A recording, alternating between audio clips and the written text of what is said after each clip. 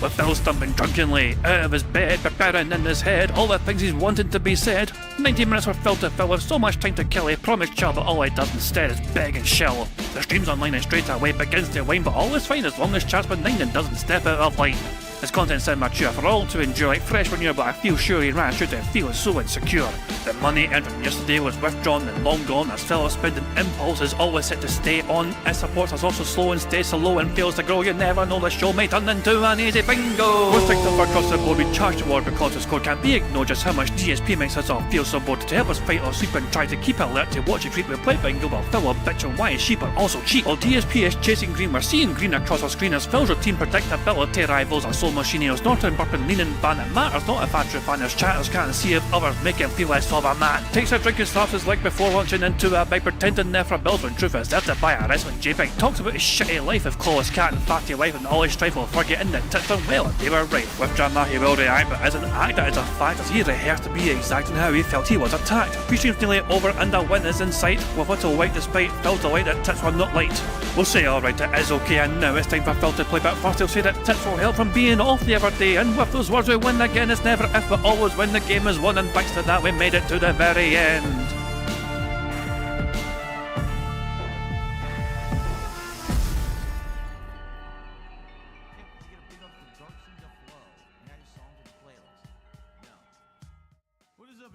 Hey guys, King Jad here, and welcome to DSP Bingo for what is today, Monday, the 6th of January 2025. Hope you're all doing well, hope you're enjoying your day, your week, your year so far, you know what I mean? So yeah, we're almost through the first week of January. 51 to go after this first week is over. We're almost there, guys, we're almost there. Oh, Jesus man. Phil had an interesting day yesterday, to say the least. And in his night stream of going through his 20 worst playthroughs of the year was quite interesting, to say the least. I have a lot, as you can see at the top of the screen, I have a lot of tweets to go through, covering some of these antics from last night, as well as some funny things in general. So yeah, there's no actual video to watch. I usually have a YouTube video lined up to enjoy while we wait for Phil to go live. I think the tweets on their own will cover that. Let's start from the start, shall we? As you can see, Phil's not live yet. DSP's 2024 worst playthrough list. The tips he got from playing these games, over $13,000. The super chats he got from playing these, before cut, you know, you usually take a cut, $4.5 grand, but afterwards it's like over $3,000. So Phil had a lot of, these are his worst playthroughs. Path of Exile, Silent Hill Short Message, Marvel Rivals is on there, Call of Duty Campaign Mode, Hellblade 2, Multiverses, Dragon Age Veilguard, Dragon Ball Z, Dragon Dogma 2, Star Wars Battlefront Collection, Star Wars Outlaws, Alone in the Dark, Marvel vs Capcom, Hades 2, Alan Wake 2 Final DLC, Black Myth Wukong, Final Fantasy 7 Rebirth, Baldur's Gate 3, Like a Dragon Infinite Wealth, and number one was a demo of Metaphor. As you can see, the support Phil got for these games, all listed here. Everything is listed here. As you can see, the money that Phil got, and also compared together, Phil received over $16,000 in tips and super chats alone playing these 10 games. And Baldur's Gate 3 made up a good chunk of that on its own. Remember, Baldur's Gate 3, Phil claimed Baldur's Gate 3 killed his channel for a while. He got over $5 grand in tips alone for that, with pretty much $100 guaranteed every stream in tips alone.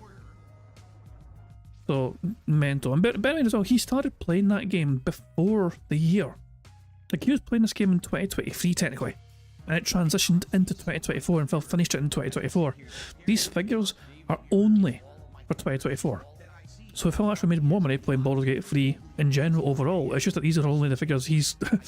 yeah, this is only numbers of him playing in 2024 for that game. But yeah, Phil's list has... And his reaction for a lot of things was so... Jesus man, it's incredible. There's a lot to go through here, guys. A lot to go through. Now, I've not heard these clips yet, but DSP apparently ended his night telling people he did nothing wrong. It's everyone else who made him this way. Let's see what Phil's got to say about this. The pattern here this year, you didn't notice, is that I'm not free to just play whatever I want. Why? Because I'm not a million sub YouTuber. I don't have 1,000 viewers plus on my streams. I don't have the amount of attention and popularity. I'm not beloved by everyone on the internet. And because of that, I have to pick and choose what I play, the things that you want to see, and things that will work for my streams. You get that, right? That's business. And it's funny because some people like to pin, well, it's your fault. It's my fault. Well, I don't know what else to say. I am who I am. Do you want me to change who I am? Would you like? Don't quote Popeye, you bastard. I am who I am. I was a Descartes. But yeah, Phil, why, how do you, so if Phil's logic is to be believed, then every single content creator who's small, who hasn't got a million subs, shouldn't bother doing gameplay. But you know, why bother streaming? Why bother doing gameplay? After all, they haven't got a million subs.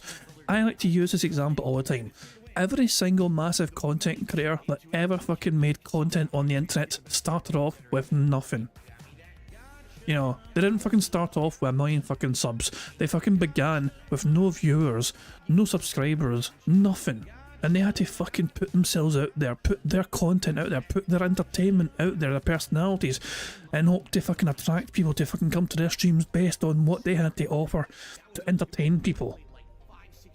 But Phil can't seem. Phil seems to fucking believe that these massive content creators started big. Oh my dog! What's up?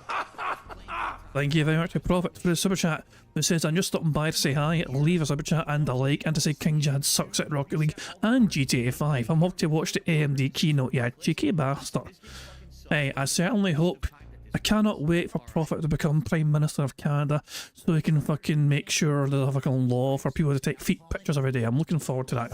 Good luck in your new role, Prophet, as Prime Minister of Canada land. I'm sure it'll go well. Enjoy the AMD keynote speech. Thank you very much for the super chat. Would you like me to be fake? Would you like me to be an actor for streams? A character? A cartoon? Should I dress up with a vest and sunglasses and a big fake wig and a... Well, you claimed you were... Phil, the thing is, I love when Phil pretends. Phil's going to fucking try and insinuate here he's always been himself and he's always been true to himself. And yet when he talks about the past DSP, the controversial DSP, he then admits fully that he was hamming up intentionally for a younger audience. You know, it's like, so what is it, Phil? Were you hamming things up back in the day, or were you always true and genuine? You can't just fucking change a story just to suit your own particular narrative at that point in time. Stupid mustache and yell like I'm a G.I. Joe character from the 1980s? Should I dye my hair blue and do dabbing and dancing around and try to get trick shots in Fortnite? I mean, I could do that, but then I wouldn't be me. You understand? I wouldn't be original. I wouldn't have been here for 16 years. I would have been just another Muppet. And that's what I never wanted to be. Do you understand? I wanted to be myself. And when I play games like that, like Metaphor, I feel like a different side of me comes out because I truly have passion for games like that. And you would hope that that comes through. What I'm noticing is that people don't seem to care anymore. Just being honest, you know? Oh, well, people don't care about your gameplay in general, Phil. There's 4 clips, this applies 4 clips. I've not seen any of the shit. But why did it take Phil this long to understand that his audience in general don't give a shit about his gameplay anymore? They effectively just don't fucking care. No one fucking cares, Phil. Your on-demand views for your gameplay gets fucking hee-haw in terms of traction and attention. People don't give a shit about the games you play because you're a very boring content creator when it comes to the video game side of things. No one fucking thinks of DSP and thinks, wow, I can't wait for him to play a certain fucking game. Where it rarely fucking happens, Phil. No one goes to DSP Gaming to think to themselves, wow, I can't wait for Phil to play the hot new fucking... No, they go to get DSP Gaming and they go, can't wait for Phil to be a toxic piece of shit today so we can see who gets clipped later on by Memology. People are missing some of the best games and playthroughs that I can do because they just don't care, you know? And there's nothing I can do to make people on the internet like me more when there's such a level of negativity and hatred towards me that's completely unwarranted. Remember, during the same day, this very same day, Phil was telling his audience that the detractors don't get to him. The trolls and the haters and the critics don't get to him. You know, it's like no one cares what they have to say or whatever, and Phil doesn't think about the detractors, doesn't think about Duty, doesn't think about Tevin, doesn't think about Evil Edge. That's this very same day. During that morning, he was telling his audience he doesn't give a shit what the detractors do, and now he's sitting in a night stream crying and bitching like a little baby about apparently how the fucking detractors and trolls and haters stop him from being liked on the internet. Like, we have that power. We somehow have the power to make Phil, not Phil, your own natural toxicity, your own general state of being an absolute cunt made people fucking not warm to you very kindly because you are naturally at your fucking core a fucking selfish bastard. There is just, naturally you are a very abrasive, toxic cunt. It comes through without our help and assistance. If anything this year, have we not seen that all the bullshit strawman arguments have been dispelled? The WWE champions thing, the Phil's scammer and horrible towards his audience thing. All these things were picked apart, microanalyzed, put under the microscope, and it was exposed that none of these things are true. They are fucking true. I mean, you were caught in the 4K line, and then you fucking admitted it, and then you said, okay, because I admit it, it's okay now. Or if some of them have a nugget of truth, it's nothing to the extent where someone should hate on me and not like Darkside Phil and hate his guts and start a hate campaign against him. But Phil, you spent the day stream fucking hating on detractors and trolls, or why? You don't want people to hate on you, but you wish on you actually fucking are praying for a genocide of your fucking critics and haters. You wish for every single detractor and critic of yours to fucking be wiped off the fucking face of the planet because you don't like the things I say to you. I can make Phil dance here. Meth Bear tipped £5. Phil said to Woe Moses, I am that I am. Axodus 3:14. Oh, God. I'm sorry. Oh, that caught me off guard. I seen a meth bear tip and I was like, oh shit, what happened? Well, yeah. I am that I am. Instead of Exodus, Axodus. Oh, fucking brilliant. Thank you very much, meth bear, for the tip. Yeah, good. That's a good one, yeah. It's like, he's like, I am who I am. I am that I am. Oh, hell, just... Jesus, man. Like, why do you think Phil makes these fucking bizarre little copium segments? Are they for his benefit? Are they for his audience's benefit? Is it both? Like, who is he trying to convince here? The internet in general, himself? His dents will follow him anyway, wherever they fucking go. But bloody hell, man, I don't know. But anyway, thank you very much for the tip, Meth Bear. Well, I remember, before I forget, of course, yeah, this Phil's face. So let me add that tip to the bingo prize one. Remember, every single tip that comes in that gets added to the bingo prize one, so that means we're now at 72. Good stuff indeed. Let's get back to watching these clips. Hate on me and not like Darkside Phil and hate his guts and start a hate campaign against him. These are obsessed, very, very unhinged individuals who are looking to do this kind of stuff to me. My reputation, right? My business, hurting it, saying awful things that aren't true about me on a daily basis. We all know this now.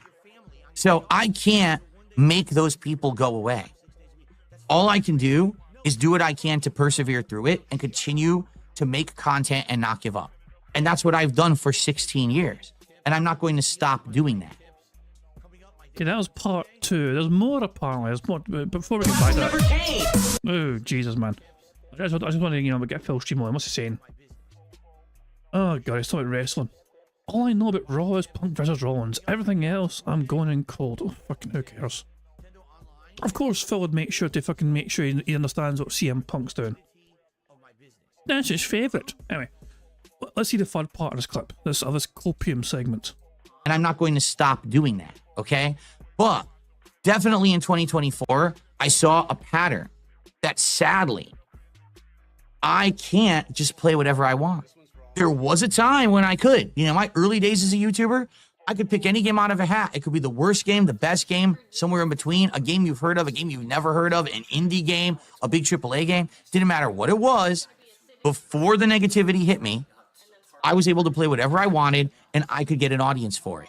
And then all the memes against me, the how you don't play movement, the toxic troll movement, all this shit, the SOK. I actually debunked this the other day. I actually debunked this the other day. But by the way, I made a tweet before going live. I said, whoa there, little fella, you might want to turn slow mode back on. It's hard to keep up with your chat. Phil Burnell, 6:41 PM my time. Good morning all. And fucking crickets for 8 full fucking minutes before somebody fucking finally responded to me at a fucking pity. Good old Robbie Pezzos. Good morning, Dale. Hey, Phil. Good morning. Fuck off. I debunked this the other day. Phil fucking tried to pretend this is how you don't play, fucking started killing his fucking channel. Nah. If I scroll down here to the that being said tweet, there you are. So Phil claims this is how you don't play, started to absolutely fucking annihilate his fucking channel. But look at the trend. So focus especially on here. The first ever this is how you don't play, okay, was here. Okay? But look at this downward trend that predates it. Yeah, between the Panda reveal or whatever, so its height of popularity, Skyrim back in November 2011, whatever, and then like January 2012, Project 7, but it, you know, it's seen as, oh, look at that, isn't that interesting? Meh.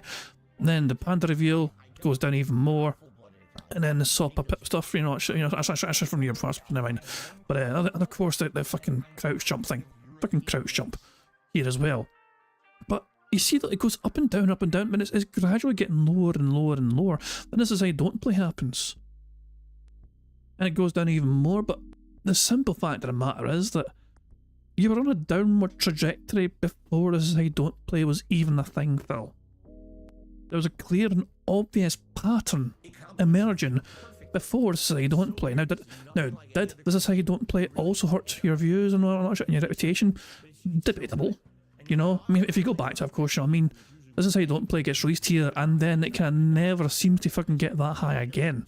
Like, this is how you don't play happens, and then it gets a little spike in attention because, well, who knows why, and then it just, you know, stays quite low, and it stays ultra low, and it gets lower and lower and lower and lower and lower, and then it just plateaus into nothingness for a while. You know, all this crap here, so yeah. But I debunked that, Phil, though. I'm pretty sure, I mean, I'd like to say I debunked that the other day. Anyway, let's listen to the rest of this crap. All these idiots that do it today, they have killed any kind of chance that I could have a following that just likes to watch me play whatever. It will never happen. Do you understand that? People like me, but they like me in context. They like me when I'm playing a FromSoft game and I'm failing and raging, or I'm overcoming challenge. They like me playing a fighting game where I'm kicking butt, but also kind of talking trash. Why don't you back it up with a source? My source is that I made it the fuck up. They like me when I'm playing Call of Duty and Oh my dog, what's up?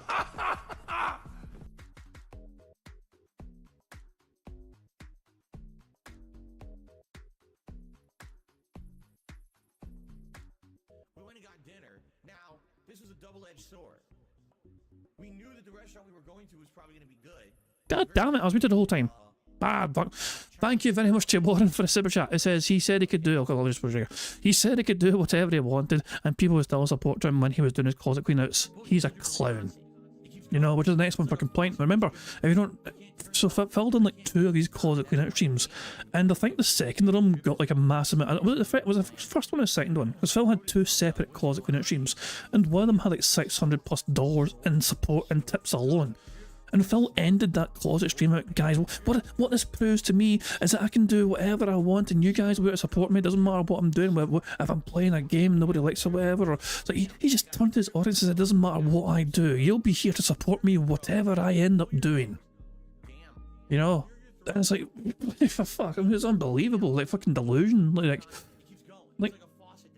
to me, what it proves is that Phil is more likely to get attention for content which is not gaming related. I've been saying this for a while. DSP Gaming as a brand, as an idea of him playing games, nobody wants it. Like Phil does it because it's easy content. It's simple, easy mode content. Like if I can play this fucking game, well, if I can wait for people to fucking give me money. You know, the game is the content, you know, the game provides the content for him because Phil lacks the imagination and the effort to try and fucking come up with, you know, something else to fucking do for his audience of 3+ hours every day stream and another 2+ hours on a night stream. You know, so that the games carry Phil and have carried Phil for like 15+ years. And so he leans on them because he relies on them to fucking bring the support and the popularity because it's sure as shit ain't fucking Phil Burnell is providing the fucking entertainment. No, it's got to the games. But then when I fucking cleaned out a closet and got money for it, Phil's like, wow, you guys will support me whatever I do. And it's like, I don't know, it's like his. I mean, we'll cover support as well later on, by the way. Somebody made a fantastic comment on Phil's video he uploaded, and Phil responded to it, you know, but it was a very good detailed comment, which I'll show you later, talking about Phil's approach and methodology to why he quits some games and why he keeps playing others, and whether we should try and change that. And I'm getting kill streaks, but then I fuck up and it's hilarious when I die and I make a big mistake. They like me when I'm playing a big action game or an epic story game that's a AAA game because they want to see my take on that. But most people today just don't like me playing RPGs because they don't care about the niche. They don't care about the true passion of Phil. They just don't like me that much. And there's nothing I can do about that. I mean, the internet will always have people not liking you. There are some people who don't like me and the things I do. Big fucking deal. That is what it is. And there's nothing I can do about that. I can't just make the internet like me after a decade of hate. You know, the only way I could do that is to be fake and to pretend to be someone I'm not. And I refuse to do that. I'm not going to be someone who I'm not and put on a persona and put on an outfit and put on a voice or an affectation and dress a certain way and get sponsors and partnerships and kiss butt and be the goody two shoes. Or on the flip side of that, be the hateful, mean person and always rag on people and be the drama asshole. I'm not going to do any of that. I'm just going to continue to be me. If anything, I've proven I can be successful just being me. But sadly, I have to make smart decisions for myself and my family. This is not a joke. This is a business that needs to be run in a way that I'm putting out content that people want to consume. Because if the idea of a job is that you put in work to create a product or output that people will then consume and purchase for monetary means, and then you can make a living doing it, then I have to make content people want to consume. People, sadly, don't want to consume RPG content. It'd have been funnier if Phil said Devour. Phil's going live. He's not live yet, okay. We'll come back to that in a second. So, that was Phil's little clip at the end of his like top 20 worst playthroughs he's had in a year. And it's just basically blaming his audience and blaming detractors and blaming trolls and blaming the internet and blaming everyone else apart from himself, you know, for why nobody wants to watch his shitey fucking gameplay anymore, especially RPG gameplay, which Phil's a big fan of. Phil loves RPGs. He wants to play plenty more RPGs, but his audience don't give him the support he thinks he fucking deserves, so he's going to fucking complain like a bitch. Simple as that. Let's just make sure Phil's on 1440p. Let's make sure he's on 1.5 speed. Now let's get back to the tweets because we have a lot more to go through. We have tons more to go through. So yeah, this tweet in particular was from Poem Josh. He went and clipped it. If you guys want to check out the clips yourself from Poem Josh, I will put a link in the chat right now because it's an interesting, it's a good tweet showing like the four clips and from his tweet here of Phil's copium from the end of that night, stream from his list, whatever. We have plenty more things to go through though. And of course, Poem Josh as well saying here, we have somehow now transitioned into talking about detractors making it so he can't just play the games he wants to play. Yeah, and I responded to that saying earlier that day, said detractors don't affect him, he doesn't think about what they do. He's as consistent as pig shit. You know, and plus Barrett Wells, I've missed found 12 results for any game I want. You know, dating back 2025, 2024, back to 2023. All this wee fucking list. So yeah, there's more. This happened during the podcast, I think it was. I'm not sure. I mean, I'm not sure if Phil said it again during the next stream, but this tweet here from Plop Streams. Phil uses his autism dog whistle, insists that detractors are not normal people who have jobs, friends, and families. A reminder, friends. In 11 years, Phil has made none in renting, as far as we know. Job, his business runs on fan donations, and as for his family, for 11 years, he's seen his parents twice. So it's quite a fucking good point. I mean, here's what Phil said at the time. Why would they obsess over me? Except they found a group of very weak-minded, very hyper-focused individuals who can't help themselves than just have a mania. Because that's really what it is. It's actually insanity. It's a mania. Normal people would never act like that or feel like that. They have lives, they have jobs, they have friends, they have things going on for them that are just way more important than hyperfixating on one dude on the internet who puts out gameplay content and podcasts. So that's what Phyllis said, and of course, when you fucking use that very same logic against him, then yeah, it's like projection as much. This sounds an awful fucking lot like projectionism, doesn't it? And yeah, also just in the Autoplace responded to this, saying streams during the afternoon and early evening in the US has the same core viewers every day, of whom a majority live in the US. What does that tell you about his viewers' occupations? It's an interesting point. Phil has a very strange streaming time, where for him you'd think why does Phil stream at a time 11 AM his time he starts his day stream? Where like if he's trying to appeal to like a younger audience, you know, if it's like a younger gaming enthusiastic audience, you know, like kids for example, high schools or whatever, they're gonna be in school, or college kids or whatever, fucking learning that during that time, whatever. You know, so they'll miss the streams or whatever. You know, and also if people are working a 9 to 5 or whatever, they will be at work during Phil's day stream. So actually, it's a weird one. What else do we have? January 5th, 2025. DSP. I ignore the detractors. 10 minutes earlier. Chat. Will you do fan multiplayer streams? No, my detractors. 2 to 3 minutes later, my detractors are greedy. Ignoring them, was it? Ignoring them, was it? Jing says, I hate it when I go to look at your channel to catch up on stuff that you're playing, but then it pops up, you know, all detractor nonsense instead. But to keep people obsessed with you for this long, you must be doing something right. Yeah, like here's the truth.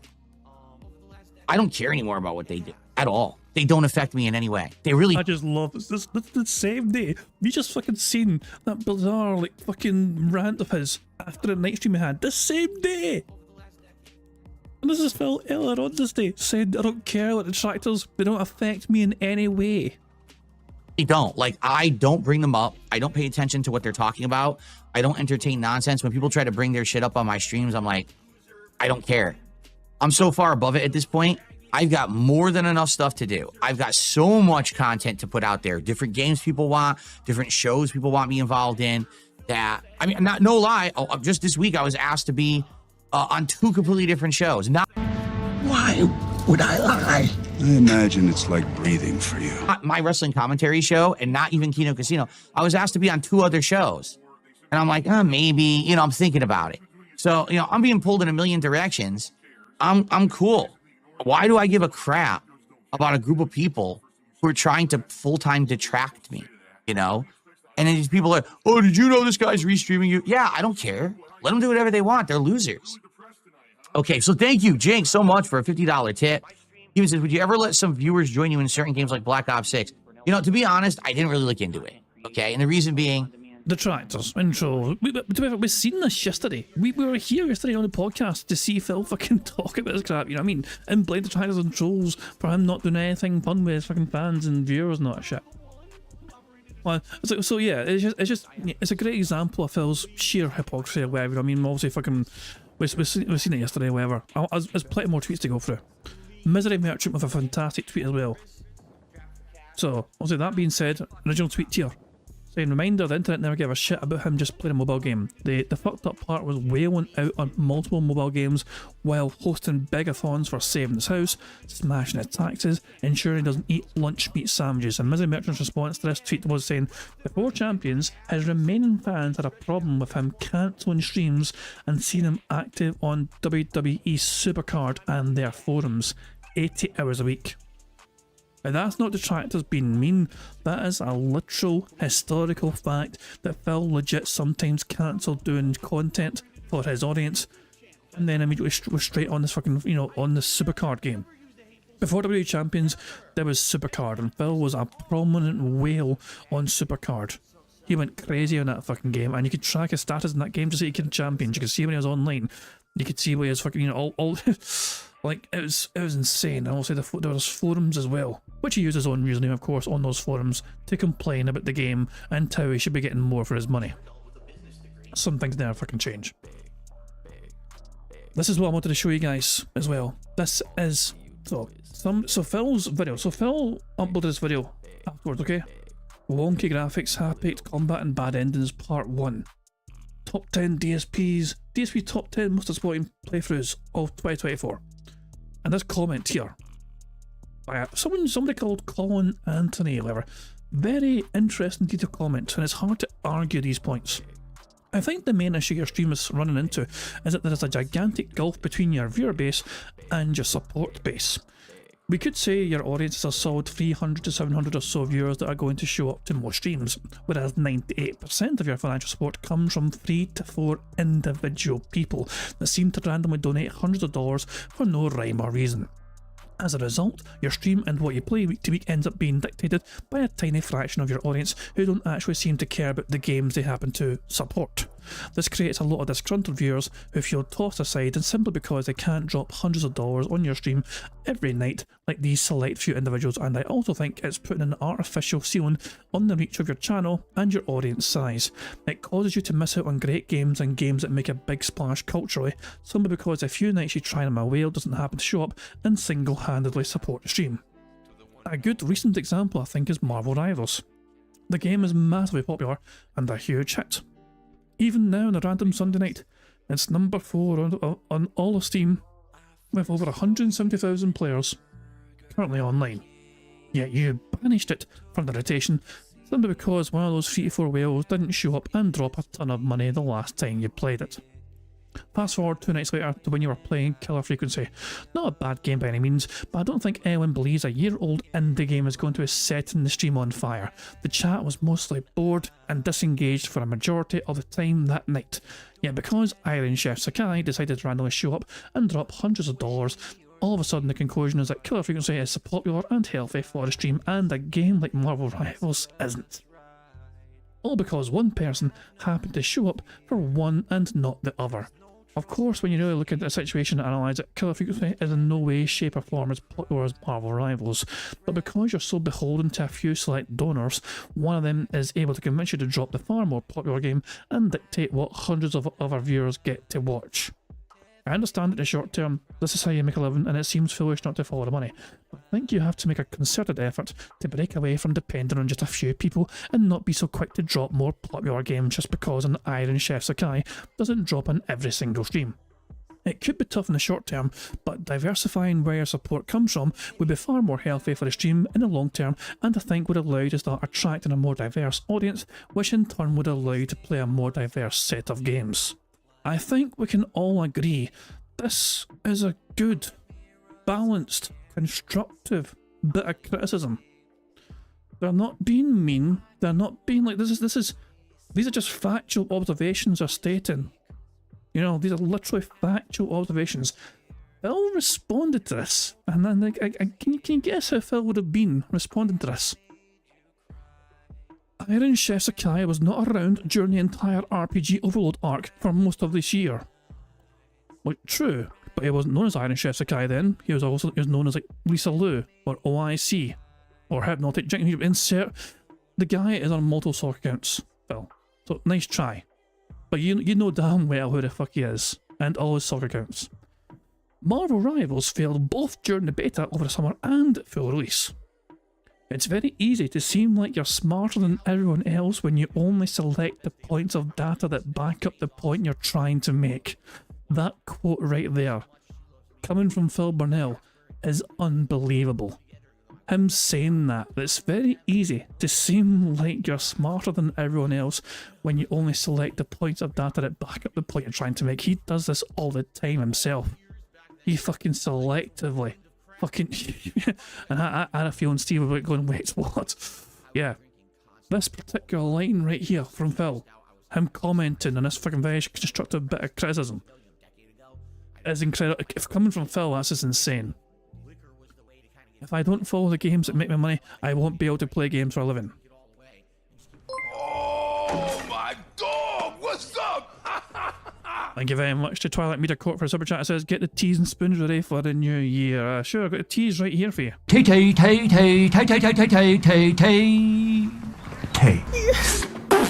There's a spoon and all, why not? There you go, teas and spoons all at the ready to go. Good stuff indeed. Thank you very much for super chat, Twilight. So yeah, so Phil continued to comment in the post in response saying, if I don't follow the games that make me money, I won't be able to play games for a living.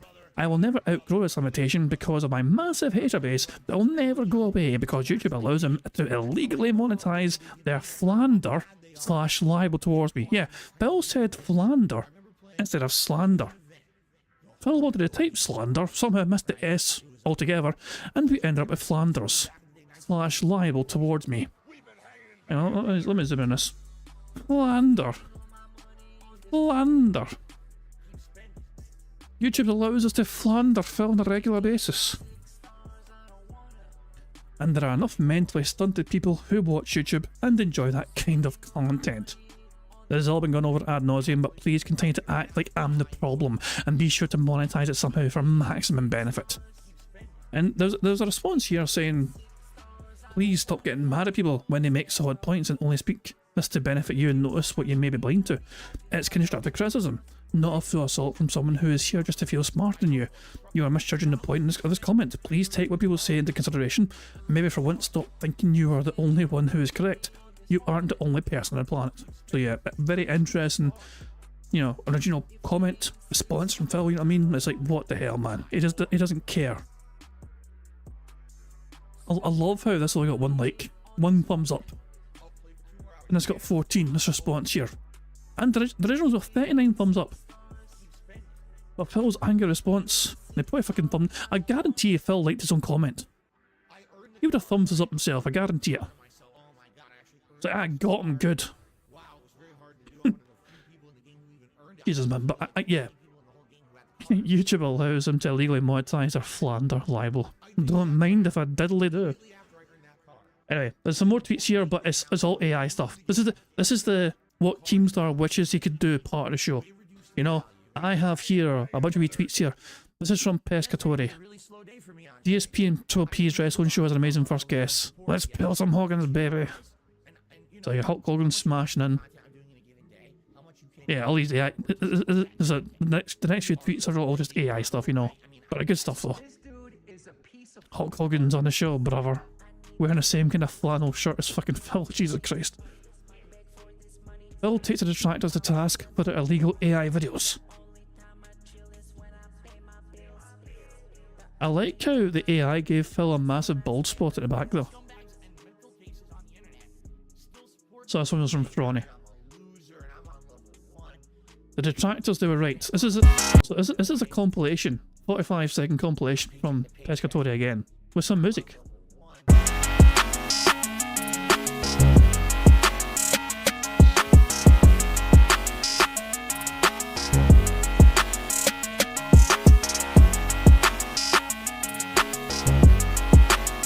Kinda bizarre.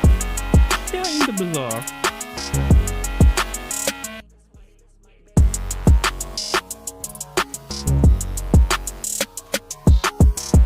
Kinda strange. Oh, I love this one. No, I want to see that one again. There's a shopping cart and they're stealing a tire. 2 tires.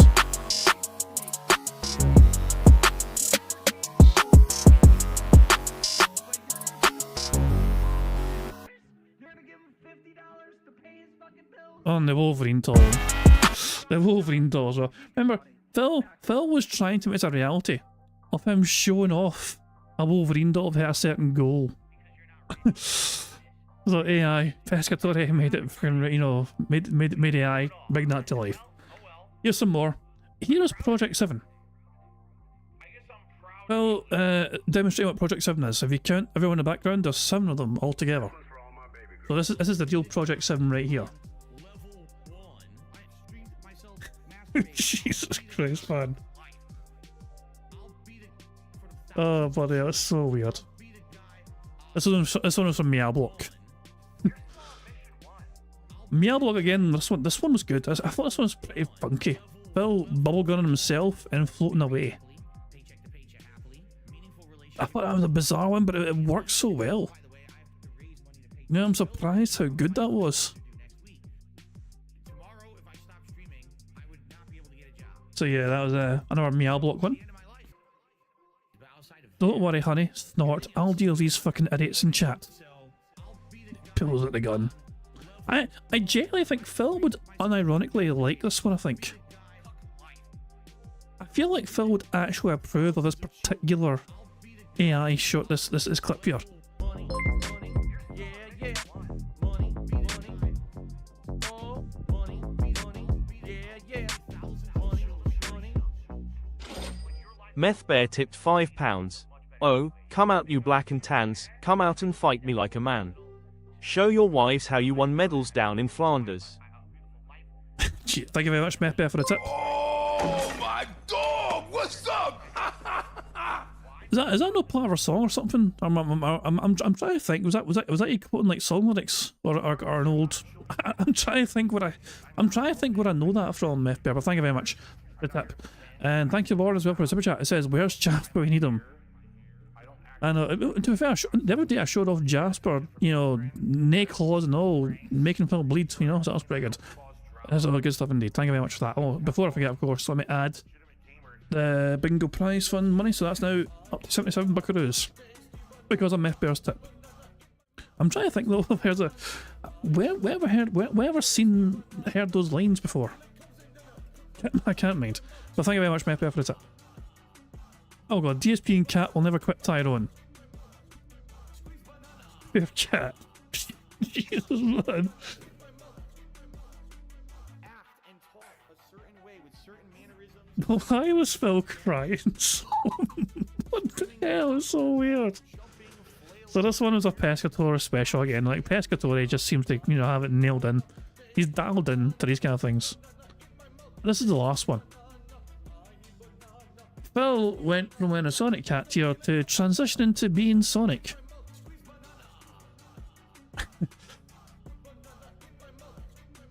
Quite a bizarre one from Otter. There we go. Good stuff indeed. Oh, this is a new one. Steve. Are you watching, Steve? That'll steal your blackboard.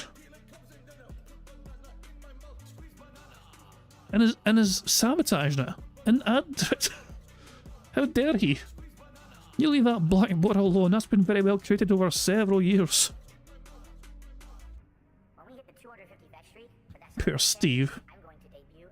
I don't think that blackboard will be safe to touch ever again. Phil has toxified it. Anyway, guys, time for bingo. Oh, what a surprise! Hypnotic Jinx gave a $20 super chat. What a surprise that was.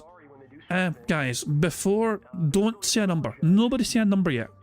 Nobody say any numbers. Don't say them yet. Don't do it. Stop right there. Nobody say a single number. If you say a number, you're out. Dips, you don't get a pack. I just told you not to say a number, and Dips just fucking put numbers. No, nobody say a number.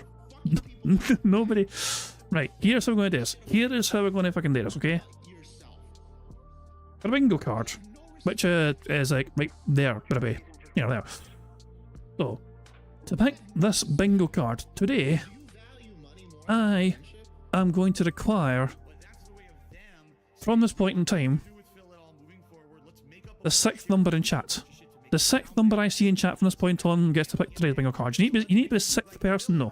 You need to be number 6. Oh, this is going to be a bit awkward because nobody's going to fucking... And you can only guess once as well. One number per person. You can't just spam numbers. You can't just spam numbers. Oh, Jesus, man. Oh, fuck, I don't think it's true. Jesus. I didn't think it was fucking true. Hold on. So, 1, 2, 3, 4, 5. Technically, Chris Sizemore was 6th. Technically, Chris Sizemore was 6th, I'd say. Because, like, here's my reason and logic for that, okay? Fucking hell, man. So, like, this was 1. this was the first one I saw from Sonny. And he just typed out the fucking number. This was 2, this was 3, this was 4, someone just typed in pi, this was 5, and this was 6, so yeah, there we go, fuck it. I'm going to use Chris Sizemore's suggestion, I'm going to use Chris Sizemore's suggestion, fuck it. The number 87. There we go, this is today's bingo card we have for today's show, just all the fucking lengths we go to try and get a fucking bingo card. I need to do something better in the future, I don't know. The lengths we go to try and randomise that shit and make it fair for everyone. Anyway, this is today's bingo card we have for today's show, and this is what we need Phil to say and do. We need Phil to say necessarily. That being said, shout to that being said, him saying kick, interactive, and actually. The second row is Phil saying excited, in fact, unique, tired, and dope. I don't have a good feeling about dope. The third row is Phil saying contributions, him applauding, him saying here's a deal, behind the scenes and wrong. The fourth row is Phil burping, him saying literally, king, voted, and feedback. The fifth and final row is Phil saying reality, by the way, him doing a Y or a T-pose, him saying you know what I mean, and finally him messing with his phone. So there we go, that's today's bingo card we have for today's show. Thank you once again, Chris Sizemore, for helping us pick today's bingo card. Of course, the aim of the game, as you guys will know by now, is for us to try and get a full house, 25 out of 25 on the bingo board you see for you on the screen. If we manage to get a full house, we'll add 10 buckaroos to that bingo prize fund you see down below the bingo card. We're just currently sitting at 77 buckaroos. There's a variety of ways for us to get free spaces to help us on our way to a full house. For example, if Phil burps, begs or snorts 10 times before he starts recording for his shitey gameplay, that gives us a free space. If we get 5 new or rejoining members for every 5 we get, that too gives us a free space. And finally, if we get 100 likes on this bingo stream before we finish playing bingo, not only will that give us free spaces, but you guys also get to enjoy the Bubbles animation made by the supremely talented Pixar Animations to celebrate the 100 likes. So you guys are in full control of some of the ways we can get free spaces, whether it's liking a stream or memberships. The rest of the ways are controlled by Phil and his bizarre body functions, as well as him begging like the little bitch that he is. Good stuff indeed.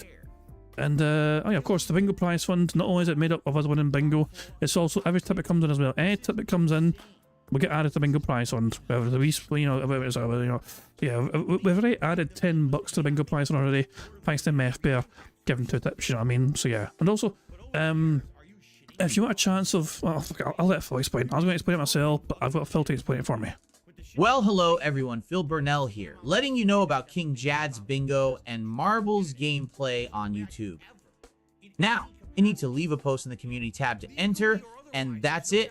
A lucky winner will be picked by playing Marbles at the end of the month. It is just that easy. Any mouth-drooling idiot can do it. Thank you, DSP, for that. Much appreciated, of course. Yeah. And by the way, we have over 100 marbles so far as of this point in time. We have 100 different comments and activity posts already, less than a week into the year. And we have triple digits in marbles already. The feedback has been fantastic, guys, you know. Remember, as soon as you get your marble in, the sooner you're locked in for potential bingo prize fund draws and all that shit, you know. End of each month, we have a fucking marble race. And somebody can win half of that bingo prize fund. And I'll say as the month goes on, I'll say we're trying to build out a bingo prize fund. The more bingos we win, the better. And I'll say a quarter of my YouTube income as well goes towards that bingo prize fund. So it's always getting added to it. It's always going up more and more as the month goes on. So yeah, it's thanks to you guys we able to do this in the first place. So good stuff indeed. And of course, you know, it probably won't be the same sort of amount as Mister's last one. You know, that was Christmas. That was a special thing for Christmas. You know what I mean? Mister, look. If somebody wins twice, then fair play to them. You know, like if somebody can fucking defy the odds like that, like they fucking beat like hundreds of other marbles to fucking win multiple times. If that happens, then like luck's on your side. You are a very lucky person. You know, just getting one person, you know, just getting one victory is quite fortunate in itself. I feel, you know what I mean. But if you get fucking 2 of them, and Jesus Christ, man. Anyway, but yeah, where was I? Oh yeah, the only thing left to do before we start bingo is just to press the random Scottish soundboard button to send us off into battle once more. I mean, it's terrible. All these hands are all over the place. You're like a sweaty octopus trying to unhook a bra. And on that note, it's time bingo. Good luck, everybody. Here we fucking go. Good morning, everyone, and welcome to Level 1 Podcast. On today's show, we've got some big updates, including the big reveal of the name of the new wrestling commentary show that I'll be doing tomorrow at exactly this time and place, only over on my React channel, unless you're here watching on Kick. Also, we got some tech news coming out of CES, the big game tech show that happens once a year, and we'll be talking a little bit about that, plus updates on my current playthrough, scheduling, and the like. Nice, chill show. Lean back and relax. It is time for another fun morning edition of the Level 1 Podcast. Who fucking cares? Oh, he's got a long intro. This is a long intro today. Alrighty, good morning everyone, and welcome to the show. I'm DSP, and this is the Level 1 Podcast for Monday, the 6th of January, 2025. Hello and welcome everyone, as we have another lovely day of content scheduled. Let me actually adjust a little further. Every day, I'm basically trying to find the perfect spot for this mic where it'll be not blocking the background, but like in the ideal spot where I can talk and you can hear me better. I swear we're going to perfect this eventually. We got to get there, right? People have been telling me that this mic is designed to be closer to you. I'm like, well, you know, when I'm gaming, that's fine.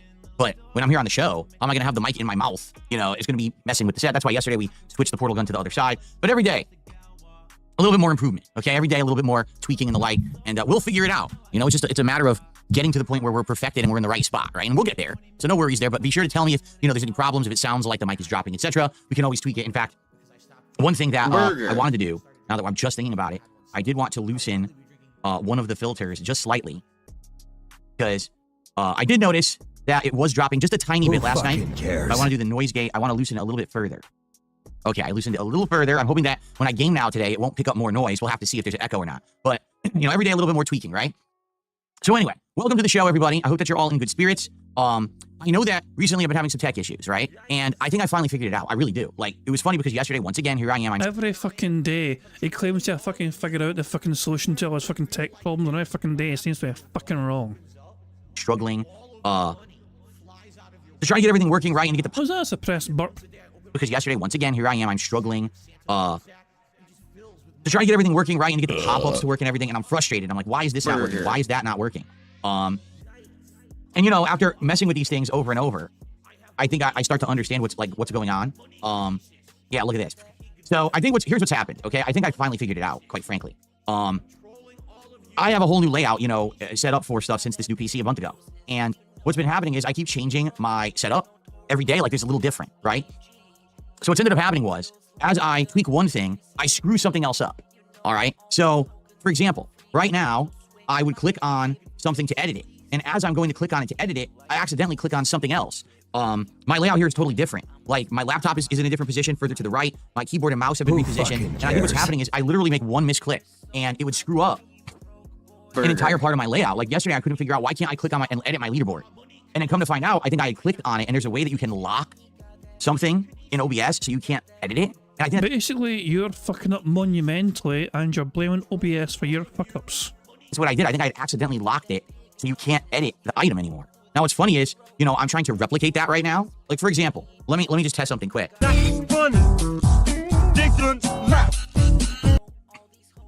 I go to my gameplay screen, okay. Oh, and by the way, I had this hidden by accident. Burger. You know? And this is where I was having issues because it wasn't allowing me to edit. But now I don't see that. It's so weird. What was happening was I was misclicking stuff with right click, and when I right wait a second. Is this a thing now where it scrolls? clicked and misclicked, it was screwing the entire group of stuff up in OBS, leading to tons of... See, this makes more sense. I've never understood why Phil didn't implement this before in the past. If it's too much to fit in one line, then have that some bitch just fucking scroll. Like, how did it take Phil that long to fucking figure that out? Problems. Like, I couldn't even get my pop-ups to work right. Yeah, look at this. It's a little bit distracting, though, I must say. It's a wee bit distracting. I couldn't even get my pop-ups to work. They're all screwed up. And it's my fault for misclicking. They were auto-resizing and being all messed up. So what I'm going to have to do is some of the things that I screwed up the sizing of, I'm just going to have to re-add and start over. But I think I'm getting to the bottom of what's going on, that these things are screwing up. And I apologize for the tech issues. You may notice something a little different with our leaderboard. Give me your money, all give right? me your money. So here's what's going on with the leaderboard. I have it now on basically a ticker, a scroll, which is what tons of things do. You know, you see newscasts do it, podcasts do it. So I'm going to do it like that from now on. Now, here's how it's going to work. When people contribute to the show, I will add in their contributions. As that leaderboard gets more populated, it'll actually like change its size. It resizes automatically. So basically, it'll always fit the screen, but it ends up looking better the more information that's on it. So you might say, well, what do you mean? I'll show you. Ready? Because some people already in chat are like, well, that leaderboard, it's weird. I can't put my finger on it. Ready? Watch this. See what I mean? So as I put more information on... That is dumb as all fuck. Like, why'd you have it? Oh, for God's sake, he's so fucking dumb. He's so fucking dumb. He is so monumentally stupid. Oh my God. Oh my God. No, I can't. I can't be fucked with him today. I really can't. The stupidity of man. On it now will auto size to fit the screen. And so it'll always fit. But the more on it, the skinnier the letters. So if people contribute... Phil, if it scrolls, hold on. Give me your money. Give me your money. You don't have to worry about it fitting if it's going to scroll left to fucking right, because then people are going to fucking get to see it regardless. Eventually. Like, oh for God's sake, I can't. Hold on. Hold on. Let me add a text source. Okay, hold on. Let me show you a very easy example of this shit. You know, like literally can't afford stuff on Tuesday on my day off, and you're gonna laugh. Oh, it's funny. there you go. Oh look, there's me type something in the chat. Sorry, and on a stream, but it doesn't fit on one screen. Oh, fucking, that's a terrible shame, isn't it? It's tragic, you know. If only there was some way to. Oh wait a second. I can add a filter to this and have it fucking scroll. And we can fucking scroll horizontally. There we go.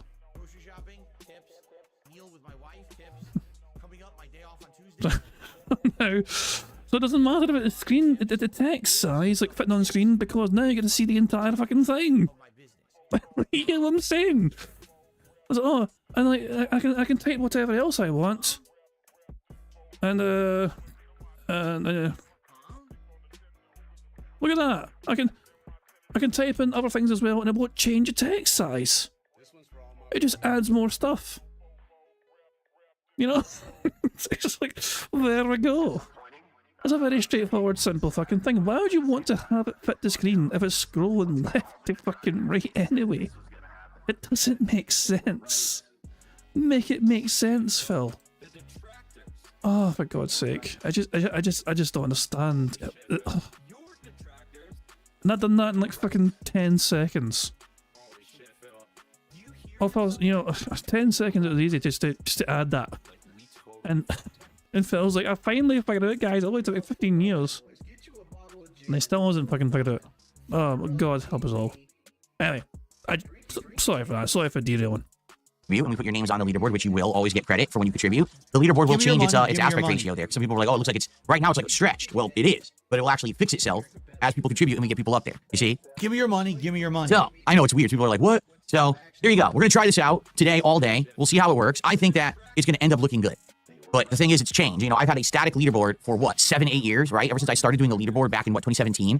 So some people are like, oh, I'm afraid of change. I can't handle change. I don't want them. It's moving. It's driving me nuts. Well, this way, it always fits. With the other leaderboard, we were having issues getting it to fit. And the scrolling and the auto sizing makes more sense than having it not fit and look awkward, okay? So let's try it. Let's see how it goes. Who will be the first contributor today Give me to your the show, money. so we can get you up on the leaderboard and see how it works, right? So anyway, so tech things aside, all right, today's show should be great. We got a lot of topics to talk about today, including some tech stuff coming out of CES. What is it? Isn't it the Consumer Electronics Show, correct? That's what it is, Consumer Electronics Show. A couple things there to cover. I'm sure there'll be more stuff happening over the week as well, because this show usually has a lot of big announcements and things that happen in the tech industry. So we'll be talking about those. Plus today, I'm going to reveal, excuse me, I tickled my throat. I'm going to reveal the logo and new name of the wrestling commentary show that will begin tomorrow with myself and Ashton. Remember, we've been talking about this for a while now, and finally we put it together. Tomorrow morning, in place of this podcast, I'll be broadcasting this new show on my DSP Reacts channel, as well as on my Kick channel, so you'll be able to watch it live, and of course, after the fact on demand. Tonight is the big premiere of Monday Night Raw on Netflix, and I have Netflix now, so I'm ready to watch it, and take notes, and talk all about it over the course of tomorrow's new commentary show. All right, so we're going to talk about that this morning, the big announcement. Plus, we will have updates on everything going on, all these playthroughs and the like. In fact, I think what we should do is we should start with this. Give me That's your right, money. ladies and Give me your gentlemen. money. Overwhelming support again yesterday. Thank you all so very much. We hit 3 goals yesterday when it comes to support, and that means that we are only 2 goals away from having our next fun celebratory event, which is going to be a marathon of gaming. And we've talked about it over the week. Every day we're like narrowing it down a little more. So what are the options right now? Option number 1 would be a Rageathon, where basically you guys pick maybe like 4 rage-inducing games, and I try them over the course of the day, and we see how it works. Sometimes with these games they become playthroughs. Other times it's just a really annoying day, and then we never get back to those games because they piss me off so bad. I remember games like Super Meat Boy and getting over it and stuff like that in the past. Or number 2, a Mega Man marathon, where I'm going to buy that Mega Man Legacy Collection on PC, and I'm going to play through all the classic Mega Man games, trying to challenge myself to see if I can get through the first 6 games in one marathon. That will be a daunting task, because some of those games are quite challenging, but I'll try to do my best. How far can I get in classic Mega Man within a marathon? Keep in mind, I'll be probably drinking during the marathon, so it's not like I'm going to be on my absolute best game. Or the third option, a marathon of Dino Crisis, a game that you guys have always wanted me to play over the years. You've asked me time and time again to play and replay this game. But I always just get through basically like the intro of it, for a marathon, like a Halloween marathon, but we never get past like the first hour. And yeah, it just basically becomes kind of a situation where everyone wants it, but it never happens. And it's disappointing. Thank God he lowered the fucking noise gate so we can hear snorts more clearer. I think I've never gotten any further than the intro. But now I have it on PS5 Pro. It has the ability to save whenever you want. So, I mean, this would be an ample day, a perfect day. Let's play through Dino Crisis, see how far I can get during the marathon, and then probably finish it up as a playthrough later on in the month, right? So, those are our 3 options. We got to think about what we want, because there's a chance today we may actually hit 50. Now, FYI, I told you guys I would do the marathon right away. However, being that tomorrow I have the wrestling commentary show, we can't do it tomorrow, all right? You fucking deceived your audience. You told your audience as soon as you hit the goal, you did a marathon. I can't believe Phil would move the goalposts. When has Phil ever moved the goalposts and deceived his fans in such a manner? I can't remember the last time. Oh yeah, if I can remember, it was like yesterday. Right? But we could do it as early as Wednesday. So if we hit 50 goals, we'll do the marathon on Wednesday. Give me your money, It's cool. give me your money. And that means there's going to be food, there's going to be booze. I actually opened up last night the pack of 90, they're called 99 fruits shots pack. You guys told me to get this at the liquor store, so I did. It's 10 different shots of like 99 proof liquor, and they're all different fruit flavors. I've never had this before. It's like 99 bananas, 99 oranges, 99 watermelons. I was like, oh, that's interesting. I wonder if it's any good. It probably is. Probably crappy, you know. It wasn't expensive, but man, just taking shots of those over the course of the day, maybe for certain milestones of Give support. me your money, give me your money. You know, get me all juiced up, and then I got to play this freaking marathon, right, or whatever it is that we choose. So we have to figure this out. I'm curious. I think what we're gonna do, I'm gonna do a poll both on Kick and on YouTube this morning to determine which marathon you'd be more interested in seeing when we hit the goal. All right, so let's do it. Give me your money, give me your money. You don't think it's 99 proof? No, it is. The shots are like 50% alcoholic volume. So that's what, like, it's supposed to be like 100 proof. It's like 99 proof. Yeah, they're really strong, that liquor. I have an emptiness in my life. Oh man, there's something huge missing from my Oh, by the way, so before I'm going to do the polls in a second. Dick Jones is our first contributor of the day. My bad. Dick Jones just gifted 5 memberships on YouTube. Congrats to those who just got a membership. Thanks to Dick. Thank you so much, Dick. Let's get Dick up on the leaderboard. I love my life. Thank you so much for getting the momentum going there. That's going to be our first $15 of contributions for today's stream. Thank you so much. And as you can see, the leaderboard already looks a little different now that we got that the first contributor up there. All right. So thank you, Dick. I appreciate that very, very much. And thank you for getting the momentum going. Now let's continue, right? Let's keep that momentum going in the right direction. Good morning, Game Boy. How you doing? How's everyone doing this morning? What's up, Avarice? A lot of people are just showing up and saying hello. Good morning. Good morning. Thank you. Burger. Okay. Oh, the polls. Duh, I got distracted. Let's do these polls right now. All right. So let's do them on both sides here. Poll. Who fucking cares? So, which marathon should DSP do this week? Option 1, Rage-a-thon. Option 2, Mega Man 1 through 6 challenge run. Option 3, Dino Crisis. Nope. Okay. Let's have it run the maximum. And then I'm going to do the same poll over on the YouTube side. Marathon with DSP do this week. Fuck you, Phil. Rage-a-thon, Mega Man 1 through 6 challenge run for cares? Dino Crisis. Nope. Here we go. All right, polls are going live on both chats. Please vote, whether you're watching live on YouTube or on Kick. I'd love to hear your opinion. Obviously, if you're watching this on demand, I'd like your opinion too. Please share in the comments. All right, Hypnotic Jinx with a $20 super chat this morning says, "Let's get the marathon going, boys and girls." Thank you, Hypnotic Jinx. That's our first super chat of the day. By the way, are the pop-ups working? Did that pop up when Jinx just contributed? Because I didn't see I was doing the polls. Hopefully it's working. Cares? So thank you, Jinx, for a $20 super chat. That gets us up to $35 of support and climbing so far today. A great start. Thank you, Jinx. Give me your money. All right. It did show up? Good. Thank you for telling me. All right. So, good stuff. Please vote. And here's the thing. I'm glad we're doing this today because we have to figure out, for example, let's say that Rage-a-thon wins. Okay, and we decide we want to do a Rage-a-thon, which I'm okay with. We got to figure out what games. And I don't know what games at all. You guys would be interested in seeing me play that you think would be rage-inducing. It could be games I already have that you know I play and I rage at, like maybe Street Fighter, or it could be brand new games I never heard of, right? Again, I'm pretty sure the last time someone told him to play Street Fighter for a Rage-a-thon, he complained because he was not bad at the game. Like, Phil won a lot of times and he's like, "Guys, why'd you vote for us?" He complained to his audience why they would vote for a game that he knows how to play. I'm open to that. You know, you guys support me so much. I don't care if I have to buy a few games to do a marathon. I mean, the whole reason we're doing a marathon is because of your overwhelming support. So I'm down for that. You know, now I have that flexibility to do stuff like that, which is really cool. Okay, so please vote. Let's have them roll. They're going to keep rolling for another 3-4 minutes here, and then I'll let you know the results. Okay, so real quick, let's talk about yesterday, okay? Yesterday was great. I had a great return day to streaming yesterday, so thanks to everyone who hung out and supported the streams yesterday. First stream was Dark Souls mods, you know, the remastered mod, which is a graphical mod, plus the Age of Sunlight mod, which is a gameplay mod. I had a ton of fun in Dark Souls yesterday. I had forgotten basically how awesome Dark Souls is in regard. Okay, hold on. In Dark Souls yesterday, I had How he says this word in normal speed is going to be bizarre. Phil had forgotten. Except he hadn't forgotten, he had forgotten. The emphasis on those T's. He had forgotten. Play mod. I had a ton of fun in Dark Souls yesterday. I had forgotten basically how awesome Dark Souls is in regards to it being an open world where everything is connected. Because I was playing and I was like, so we found the back way to Blighttown. And it was funny because with this mod, Blighttown, as everyone knows, infamously was a very badly performing part of the game. Like, it would run horribly. It would be choppy, and because of that, enemies would be sniping you and poisoning you, and it would just be a nightmare to play Blighttown, and it was really the graphical big hiccup of the game. Well, guess what? It runs beautifully with this version on PC. But with this graphical mod, parts of it are incredibly poorly lit, so you can't see anyway. So it's kind of like, so now the game runs well, but now you're overwhelmed with these graphics that, like, it's hard to see. So it's a different reason why it's challenging in this part.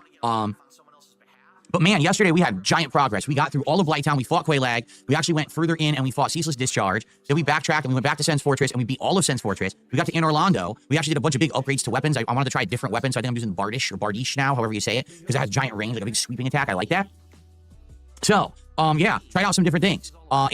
Overall, really great stuff. Although I realized, man, I skipped stuff blatantly. Like, I didn't ever fight Capra Demon. I didn't go to the depths and fight the Gaping Dragon. I'm like, yeah, that's the beauty of Dark Souls 1, is that there's all these different ways to do things. You don't have to do them in one set way. You could beat the game in different order. You could skip entire portions of the game. So now we're in Inner Orlando. Next time when we play, we're probably going to go into the Painted World. I don't see why not, because we have the item to do it, the Peculiar Doll. We already got it.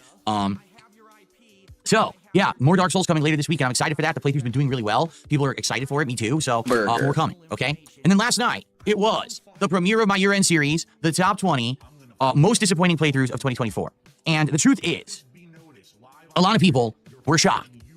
I don't know why. It's almost like people weren't paying attention in 2024 or something, but, you know, the trend last year was basically, I can't really play RPGs these days. Every RPG that I tried, whether it was a good one or a bad one, because there is a combination of the game not being very good versus the game being great, but still not being able to hold attendance and support, right? And so, yeah, like some of the stuff on there was cool because you got to see some of the games that sadly just weren't that good. But then there was games that I actually really liked, but it was disappointing because I couldn't get people to come back to engage and support with the content. Cases in point, Multiverses, Give me your money, Marvel Rivals, give me your money.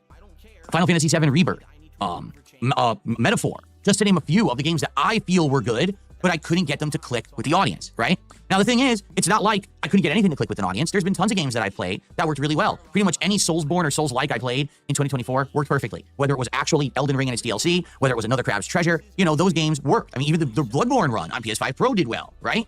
Fighting games, they still managed to do pretty well. Whether it's me returning to Street Fighter 6 or playing some classics like the Marvel Collection, it does good. Even hell, even the month and a half that I did of Tekken 8, you know, people liked. You know, anything that's pretty much action-based or a hot new release, and even this year, some good indie games, right? That they all resonated and they clicked. It just seemed the running pattern was these kind of multiplayer games where, for whatever reason, it's not the genres that you guys are used to. Like, Multiverses is more kind of an arena party style, almost Smash Brothers like fighting game, while Marvel Rivals plays like Overwatch. And for some reason, people just didn't really want to watch those more than a couple streams. Same thing with these RPGs. You know, RPG Overload was a major thing in 2024. And I'm sorry to say, I can't make people show up, engage, and support with certain kinds of games. Give me your money. I do my best to make them entertaining. You know, when you're doing an RPG and you realize there's going to be a big dungeon you're grinding in, it's going to be kind of repetitive, have some fun, casual conversation, right? Open it up, let's talk. But what ends up happening is some people just get turned off. They don't want to show up to the RPG streams. Oh, that's a JRPG, yeah, it's going to be boring, and then they just write it off. It's a shame because over the years, as you know, I feel like some of the best playthroughs I've ever done were more social experiences, more so than they were gameplay-centered experiences. You know, Dragon Quest XI, that's a game that basically was 2 entire different plots, and it worked. It was actually one of my more successful playthroughs, but it was because we had a group of maybe, I'm not even kidding, probably about 50 people who really liked RPGs and kept showing up. And we had some really awesome nights just chatting it up, having a good time, talking about life and other things while enjoying an RPG. It wasn't always about just the game. I just wish that more people would be like that. They would come and hang out. Instead of it always being about the game, it would be more about just hang out with us and have a good time. Maybe it's not even a game you like, but you can still have fun conversation, right?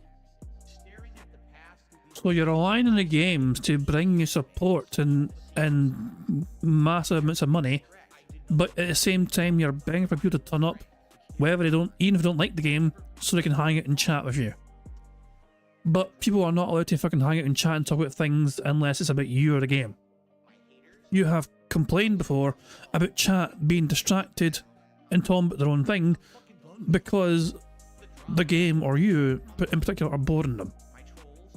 So this doesn't make sense what you're saying, Phil. This goes against what you've complained about before of what your chat does sometimes. But no lie, there were some games this year that I said, let's just turn off the game and do a Q&A. And the Q&A segment of me just talking with you guys would actually bring in more viewers, engagement, and support than me playing the game. And that's sad, because I feel like in the past that wasn't the case, that there were times when I could play whatever I wanted and people would just show up and hang out. And that's just not the case anymore. It could be many different factors, you know? But the fact is, people do like me and my content, but they don't show up for certain things. Why don't you back it up with a source? My source is that I made it the fuck up. And I can't change that. All I can do is try to convince people to give it a shot. But if they won't, if they're kind of prejudiced against it, which I really, be honest, I think they are. I think that there are people who like JRPGs. They're just not my viewers anymore. Those people have moved on and gone to other communities and stuff that focus solely on that, which me, I'm not going to do that. I'm a variety creator. I think, honestly, it was Baldur's Gate 3 that tipped the scales there, because Baldur's Gate 3 was a 140-hour playthrough. It took 3 to 4 months to beat. And I think some people just lost their patience. They didn't want to stick around because they weren't interested in RPGs. And I played it for so long, they were like, screw this. And then every other RPG that I played after kind of became the brunt of that anger that Phil spent 3 to 4 months playing this instead of other games and we're upset because we wanted to see him play other games. You know, and that's what I said. I really feel like Baldur's Gate 3 is probably going to be the last insanely long RPG I ever play. Like, it just doesn't fit my style of content. If I was the kind of person who would play the same game for 3 to 4 weeks in a row and not change games, then we could play a Baldur's Gate 3. But that's just not me. You know, I have an audience that likes the fact that I play variety, right? So anyway, in regards to this, I urge you, watch the countdown from last night. I would love to have some discussion around it. Of course, I just love how you get people who, they're so toxic and negative, right? Instead of treating this as an opportunity for us to have like constructive conversation. Instead they come, well, it's all your fault because you're a piece of shit and you suck and your content sucks. Okay, so you're saying nothing. You're an idiot. If you don't like me, then you're never going to like me. It doesn't matter if I'm playing a fighting game, if I'm playing a Soulsborne game. At this point in time, I am glad I showed you guys an example of one of the comments from the video he uploaded. He uploaded also 2 parts to the fucking thing yesterday. And I showed you the very detailed, constructive criticism that he received, and Phil shat all over it. Says, don't fucking pretend you fucking know your... Jesus Christ, man. And Phil took that very good, detailed bit of constructive criticism and has fucking whittled it down to somebody being toxic and negative towards him. Oh, you're a piece of shit and you suck and it's your fault, Phil. It's like, Phil, you are... At the end of the day, you are responsible for trying to keep your audience entertained. You can't solely rely on the fucking media that you're fucking using that day to fucking play or stream or whatever, you know what I mean? Or, you know, whether it's a fucking brand new game, AAA title, or it's something you're fucking reacting to. You know, it is primarily down. You have got to fucking provide the X factor to keep people fucking watching what you're doing. Otherwise, people can go to other streams and watch other people play those same games and be more entertained because those other content creators are providing entertainment you're failing to provide. If I'm playing a JRPG, if you don't like me, you don't like me, right? Like, so your opinion is invalid because it's not who I'm looking to try to listen to help and improve. Telling me your opinion is invalid because... Hold on. I want to feel context to this. I want to feel context to this particular fucking rant. I would love to have some discussion around it. Of course, I just love how you get people who, they're so toxic and negative, right? Instead of treating this as an opportunity for us to have like constructive conversation. Instead they come, well, it's all your fault because you're a piece of shit and you suck and your content sucks. Okay, so you're saying nothing. You're an idiot. If you don't like me, then you're never going to like me. It doesn't matter if I'm playing a fighting game, if I'm playing a Soulsborne game, if I'm playing a JRPG. If you don't like me, you don't like me, right? Like, so your opinion is invalid because it's not who I'm looking to try to listen to help and improve. Telling me I suck doesn't help the content, all right? Telling me how to improve would help the content, but that's... Jesus Christ.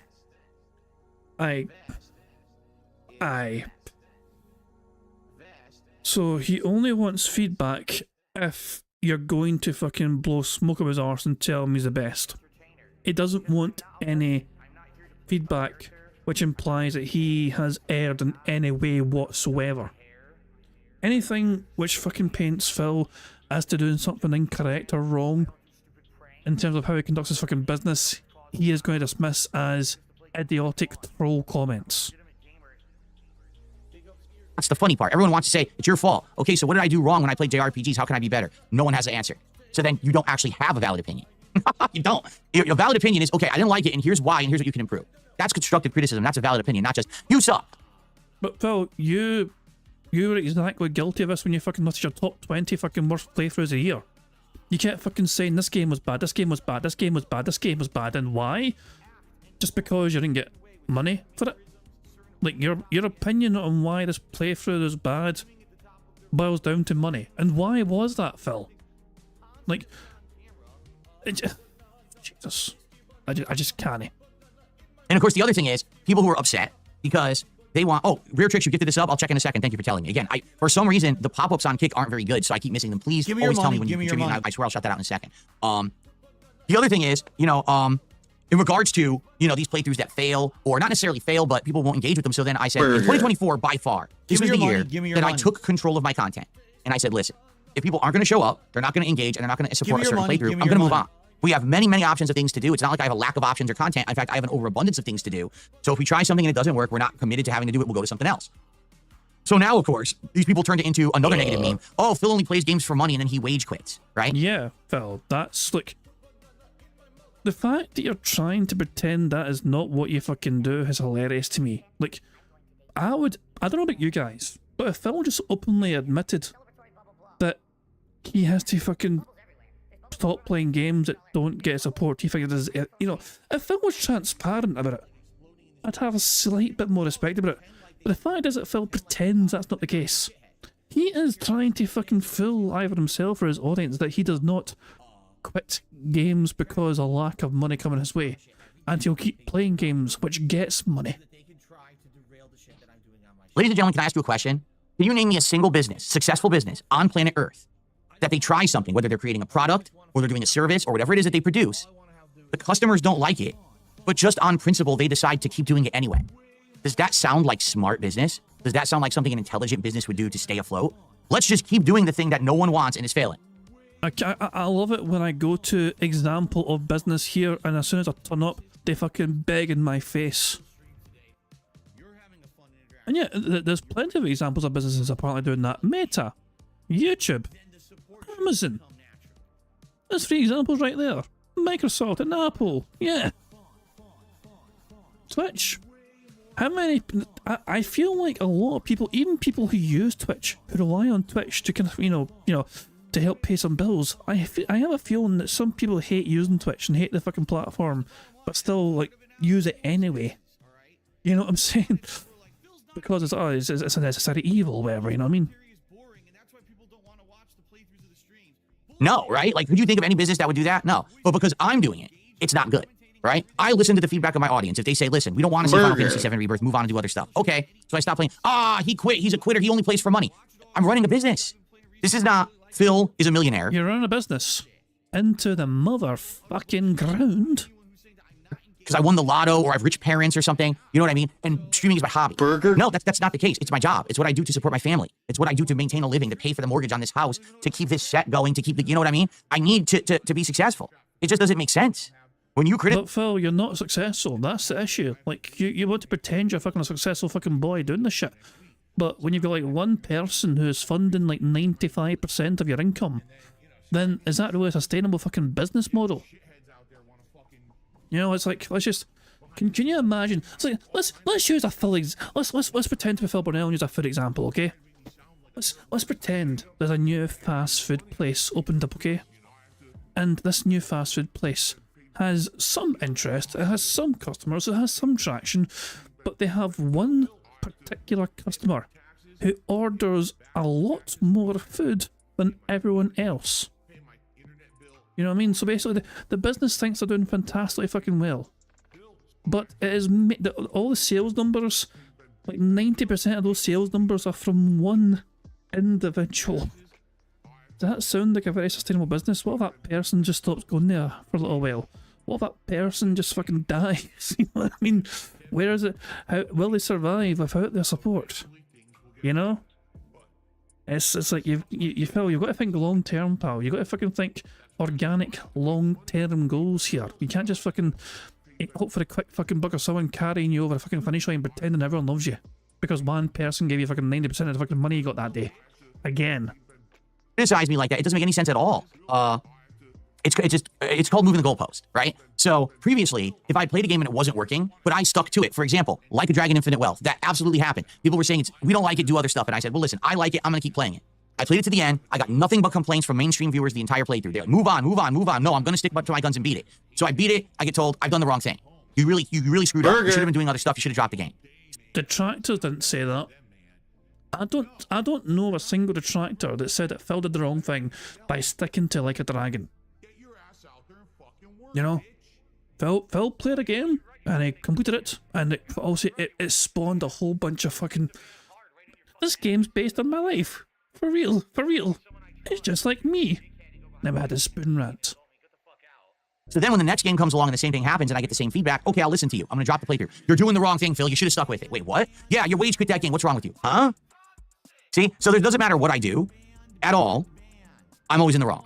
Okay? That's why when I get dumb feedback like that, I just don't listen anymore. Because there is a difference between, again, constructive versus destructive. I want to help you. Here's how to improve versus you're just always in the wrong no matter what. I've totally stopped paying attention to the latter, and I'm very appreciative of the former. The reason that I'm still here today is because I'm getting positive, constructive criticism from you guys. So thank you to those of you who are trying to help, who are sharing your thoughts and actually giving me some constructive stuff. Okay? Thank you for that. I appreciate that. Now, in regards to this moving forward, we're going to have to take a look at various different games and see what works and what doesn't, you know? I think one thing that I've really enjoyed doing in the last couple of months is testing the waters with indie games and stuff like that and just throwing them into the schedule every once in a while. Volatro. That's a game that I would have never played, but because I gave it a shot, it worked for a couple streams. I don't have to play it all the time, but interjected every once in a while for variety, right? The coin game, same thing. And now Killer Frequency, where I played it last week, had a good time with it. We enjoyed the stream. I'll just throw it in every once in a while. Don't have to do it all the time, but it's good for variety.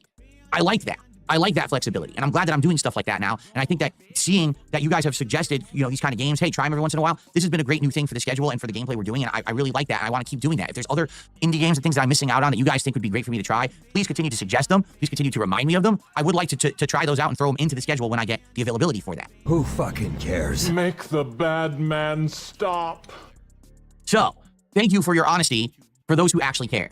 For all of the white noise of the idiots who just say everything I do is wrong and it's all my fault, yeah, I'm not paying attention to you. You're just a bunch of fucking whiny bitches that no one cares about, and nothing you say is ever going to help me. So I'm just going to ignore the nonsense, okay? So anyway, enjoy. Jesus Christ, man. Like, thank you guys. Jesus Christ, man. I just love it. I just love how one very well put together and constructed bit of constructive criticism made Phil lose his damn mind so hard. Because it meant he had to fucking accept some culpability as to why things were not going the way he wanted them to. Boy, the most disappointing playthroughs of 2024 countdown from last night. I hope you'll enjoy it. It's 2 parts, 2 hours, took 2 hours to get through, okay? So it was great. Yesterday was great. 3 goals hit. We are on pace to do the marathon as early as Wednesday. If we can hit 2 more goals between today and tomorrow, we're definitely doing this marathon on Wednesday. Now, preliminary results are in. People seem to want a Rageathon, okay? Now, I'm down for that. But if you guys want a Rageathon, I need to know exactly how this is going to work. Who fucking cares? What games would you like to see in this Rageathon? Should it be games that I've already played, like Street Fighter, where you know I always rage when I play Street Fighter? Call of Duty, you know I rage when I play Call of Duty. Or do you want to see brand new games? And if so, what games? I wonder, which would you like, right? So how do I do this? Do I put up a poll? We could put up, or not a poll, a thread. Do you want to post up a thread on DSP Gaming where people could start nominating stuff? We could do that. But that's the way of them saying we want nothing to do with Phil at all moving forward. Let's make up a bunch of shit. Marvel 2? I don't think Marvel 2 has really caused me too much rage. In fact, I dominate when I play Marvel 2. I usually spank everybody, right? Why don't you back it up with a source? My source is that I made it the fuck up. Hotline Miami, I've already played that. I already played all Hotline Miami 1 and 2, right? I think I beat both games. Donkey Kong 64, I mean, the problem with that is viability. Like, how would I play Donkey Kong 64? How did I play it last time? How did I play it last time? Does anyone remember? I actually don't remember how I played Who it. fucking cares? Fortnite? That's a possibility. I haven't played Fortnite in ages. I don't even know what it's like anymore. By the way, guys, in case you're curious, we have 4 free spaces of the bingo card so far, which means we are 7 away from a full house as things stand. Rayman, that's a tough platformer. Fall Guys? I don't know if that would cause me rage. This is, X Shooter says, what is this? People are just noticing this. We're 6 days into the month, and people are just noticing my portal gun. It's a portal gun replica. It's miniature, though. It's not life size. Who cares?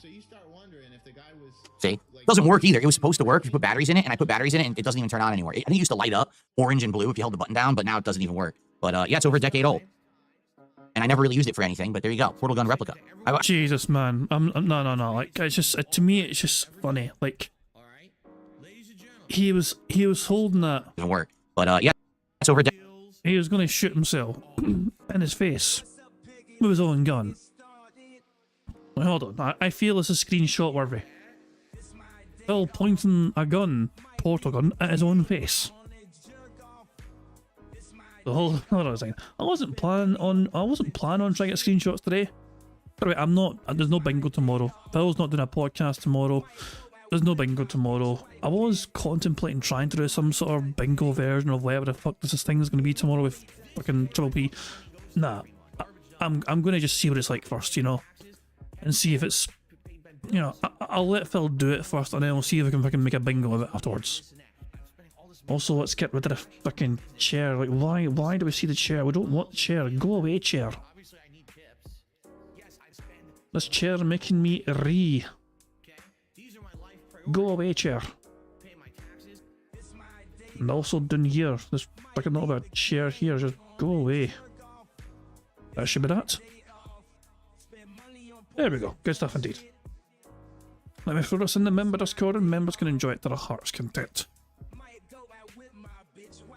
Good stuff indeed. Alright, let's crack on with the bingo. Decade old. And I never really used it for anything, but there you go. Portal gun replica. I wonder how many people even remember the Portal gun. Because Portal 2 is so old, it's over a decade old, right? So no one really talks about Portal anymore. Fuck you. Portal and Portal 2 is one of the most beloved fucking franchises. Well, Phil generally fucking thinks, oh, Portal fucking no, who knows Portal? The cake's a lie. No one gets that reference apparently. Well, it's not fucking, it's not Pac-Man. It's not that old.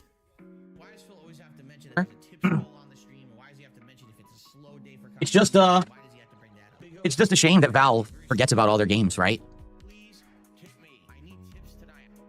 It's just sad that at one point Valve was such a huge game developer and now they don't make games anymore. It really is.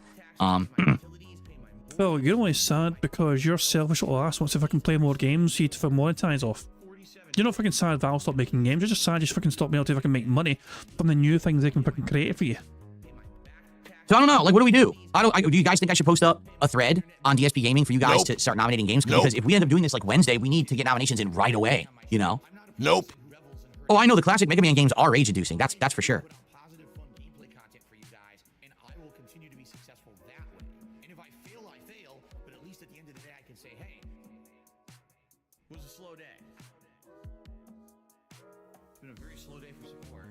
Crash? Yeah, but again, I've already played Crash Bandicoot. That's the thing, you know, I understand people are like, oh, we like when Phil rages. That's great, but what could you think of that would make me rage at this point? I've kind of played everything, you know? Like, I've kind of been there, done that with most of these games, so I don't really know what would be rage-inducing at this point.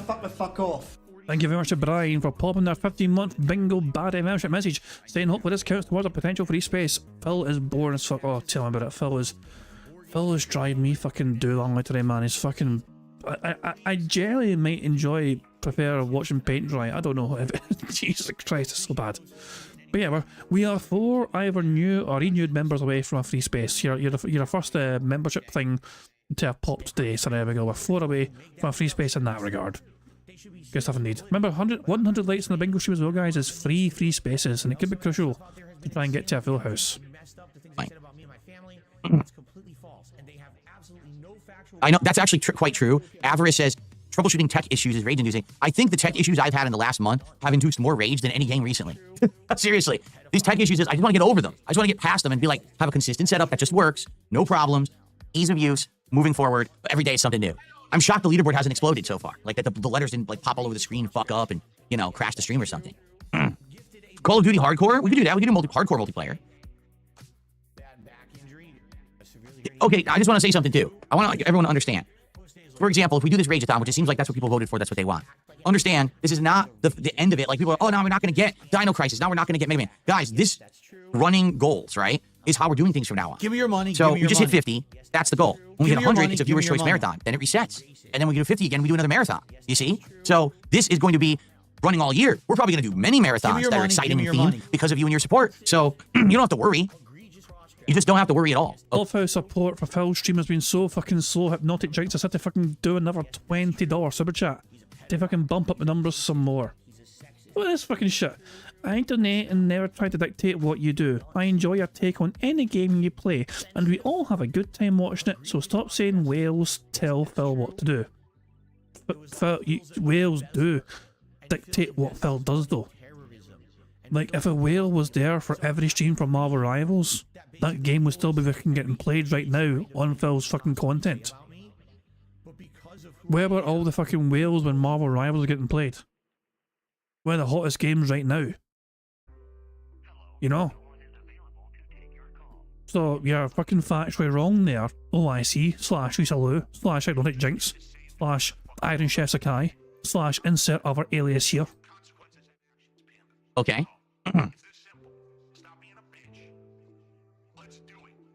I can't wait. I can't wait for future marathons. I can't wait for fun stuff. I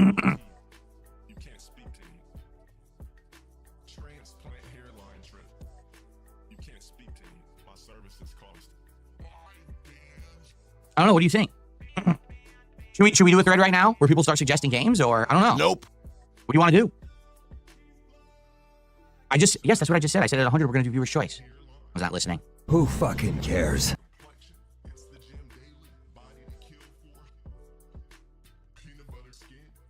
Oh, what's Tetris Effect? I've heard about people talking about Tetris Effect, but I don't know what that is. I've never played it. It's Mass Effect and Tetris combined. I don't know. XCOM. See, here's the thing. That's the other thing about Rageathons. You have to pick a game that I can get into within like a half an hour. It can't be, oh, Rageathon. This game has a 45-minute intro. I'm never going to get to the game. There's no point, right?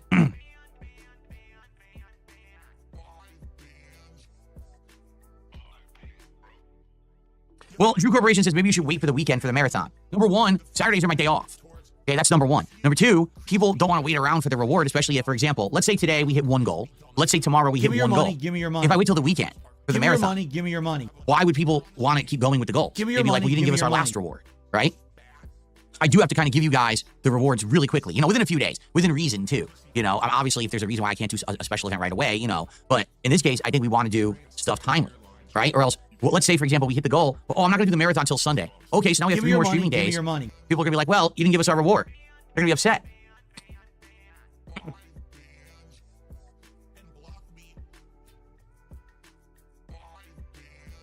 Jump King? Did I play Jump King before? I swear I did. I'm pretty... No, Phil said King, although because of the game, Jump King. Burger. 5 in a row. That's concerning. I'm pretty sure we played Jump King before. You see what I mean? See, the idea of the Rageathon on paper, it sounds good. Let's get games that will make Phil be raging all day. Shut up, you wee dick. We are 5 away from a full house of Sing Stand. And he'll be drinking too, right? So he'll be performing poorly in the games, and then he'll be raging. Money, but then when you start to think about the viability of it, well, how viable would the Rageathon be? Well, I don't know. Right? Like, what would actually make the Rageathon be better? Well, you need rage-inducing games. How do we determine those? Crash Team Rage. How about this? Here's a simple fucking notion for Phil to fucking like Phil. How about this?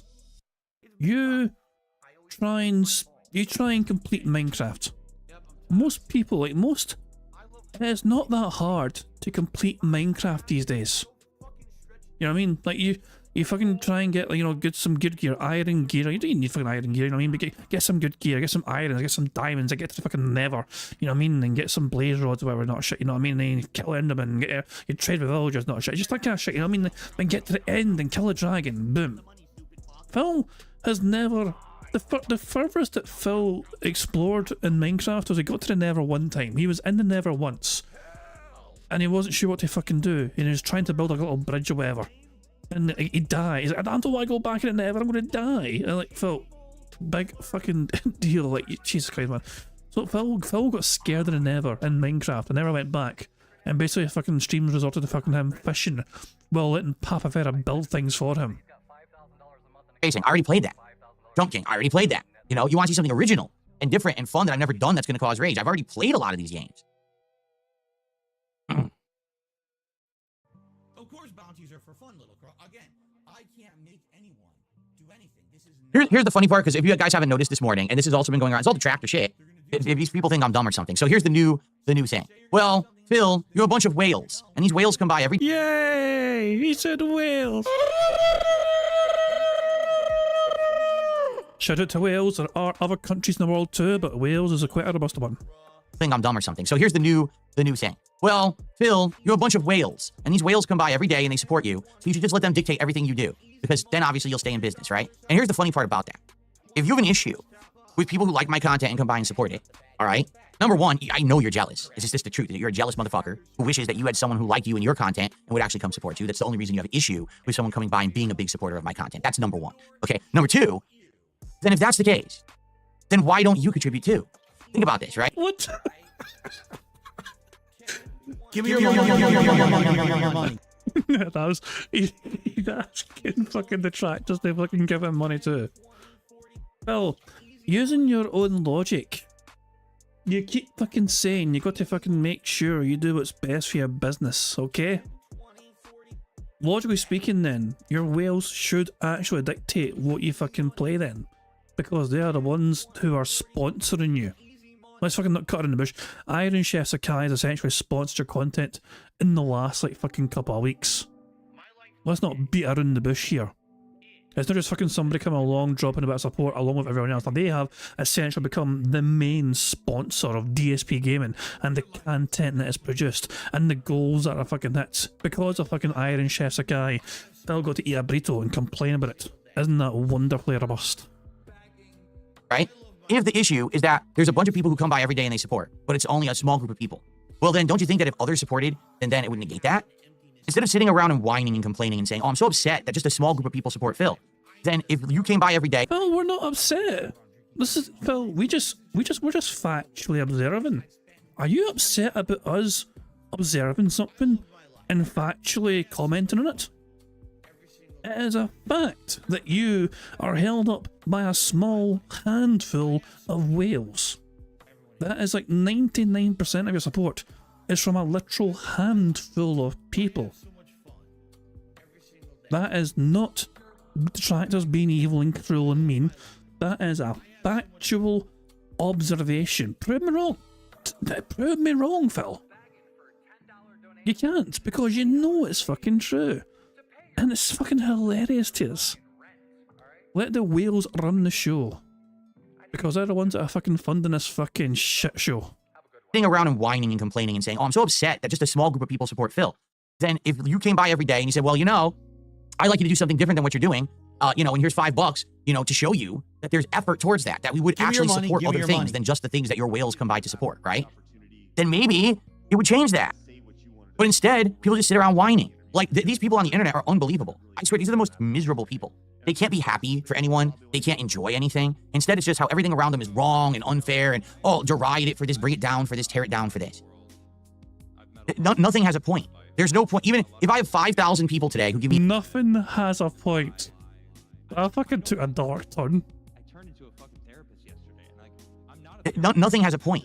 There's no point. Even if I have 5,000 people today who give me $1, or if one person gave me $5,000, it doesn't matter. You understand? Phil, I would... Well, technically speaking, Phil, you've actually complained that it does matter. If Phil was given 5,000 singular $1 tips, he would complain about the PayPal fees attached to each single tip, taking more money off him. Phil would generally prefer one singular $5,000 contribution because he'll get to keep more of it because of PayPal fees. And Phil has explained this before on his content. He literally would prefer the one big massive whale tip compared to 5,000 singular $1 tips. Because he would get more, and he has stated this before for his audience. With a straight fucking face. Which is not what he's got right now. What the fuck's going on? What the fuck's going on with this? Is this his fucking Sly Stallone impersonation? What the fuck's going on here with his fucking face? Hold on. 2 seconds, let me get a screenshot of this. Because I can. Jesus Christ, man. Oh, bloody hell, man. What the fuck? David's asking, would 5k singular tips not add up to 5k duty fee? Phil has stated before that he gets more from big massive tips than smaller tips making up for it. That's the explanation he gave. So I don't know. 2 seconds. Let me remove this fucking chair. We don't want the chair. The chair is awful. The chair is meaningless. Right, get rid of the chair. Get rid of the chair. The chair sucks. Begone, chair. There we go. Good stuff indeed. Let me throw this in the member Discord and members can enjoy us too. Jesus Christ, Tacozilla. I just checked the member Discord and Tacozilla has produced this. This is robust. I highly approve Tacozilla. This is very good. Yeah, let's get back to the bingo. And it doesn't matter. It doesn't matter how we get there. It's that you get there. And then what content you put out in the meantime. Is it fun? Is it entertaining? Is it positive? Right? That's what matters. As long as I'm working and putting out good content and I got people coming by and supporting me, I don't care how we get there. Give me your money. Now, if you have an issue with the way that we got there, then change it. You change it, not me. I can't change it. I can't make people come to my stream and contribute. As crazy as this sounds, all right? Because some people actually think that I am some kind of like a crazy mind-washing cult leader. I don't brainwash people to contribute to me. Give me your money. That's never happened. Give me your money. Give me your money. People come and contribute because they like the content. Because they like me. That's why they're here to support. Give me your money. Give me your money. If it's 5 people today who majorly contribute and I hit my goals, or if it's 50 people today who contribute and I hit my goals, I still hit my goals. I can't make a certain person show up and contribute or not contribute. So the fact that anyone tries to hold that against me as a fact of like, oh, you're failing or you're doing well, none of that makes any sense. You're a moron. And no one should have issue with that either. Who cares? Who's contributing, who's not contributing? How does this have anything to do with me or anyone's power? It doesn't. We are 3 away from a full house. I can't keep spamming the fucking button. We'd win in 2 seconds. Like, and why is it your business? You know, would anyone who's a successful streamer, does everyone go and look at all of their finances to see who specifically contributed what and how many? No, only me. Because again, hyper-focused, over-obsessed people, no lives, no jobs, no anything going for them, just sitting around on the internet being toxic all day. Okay? It's fucked up. Phil, you are streaming your time 11 a.m. to what sort of audience do you think you have? You're mainly US-based audience. What do you think? Like, are you streaming to successful people? Do you think you are streaming your content to hyper successful people right now in your own community? I think not. Oh, and I have to deal with that every day. So it's the funny part. Like, if you have an issue, well, man, the same 5 people come and support Phil every day. Then why aren't you? If you like the content, why don't you support content you want to see? Say, hey, Phil, I would love and I would support this other game you're not playing right now. The thing is, the detractors do support content they want to see by supporting their other fellow detractors. Whether it's here on Bingo or on other streams like That Being Said, or Detractor Beam, or Tevin, or, you know, everyone else. It just depends who's streaming. But yeah, like, the detractors will support their fellow detractors for making your content slightly more bearable with how they fucking restream you. Please consider it, you know, and then contribute. And then maybe other people would say, wait, that's true, I want that too. And then we can do other stuff. Give me your money. Right? But I mean, again, it's called business. I am not a big time dude. I don't get hundreds of thousands of views a day. I don't get 1,000 viewers on stream a day. I don't have the ability to just do whatever I want and the flexibility to do whatever I want. I have to play what people want, so people will support. That's called business. I'm a small business owner. Do you get it? I'm not a ginormous million sub YouTuber who went viral. You have a 250,000 subs almost. You're 215,000 subscribers. Okay, Phil's probably not going to get to a 250,000, but he's like 200,000 plus subscribers is not fucking tiny. That is not small fucking potatoes. That is a healthy fucking chunk of subscribers. And Phil pretends, but because Phil, this is what I'm saying, Phil has eternally never appreciated the fucking level he's always at. He is constantly and will forever look up in envy at those that have more than him. Like Phil can be near the top of he can be near the top of a fucking mountain. Okay? He can be like fucking, like, you know, 9/10 of the way up that mountain, okay? But he does not look down the way and think, wow, look how far I've come. He looks up the way and sees the people that are actually at the fucking top and think to himself, damn it, I'm not successful compared to those guys. Even though he's fucking got further up the mountain than most people ever will get. He just cannot appreciate what he's fucking got because he's a greedy bitch always wanting more.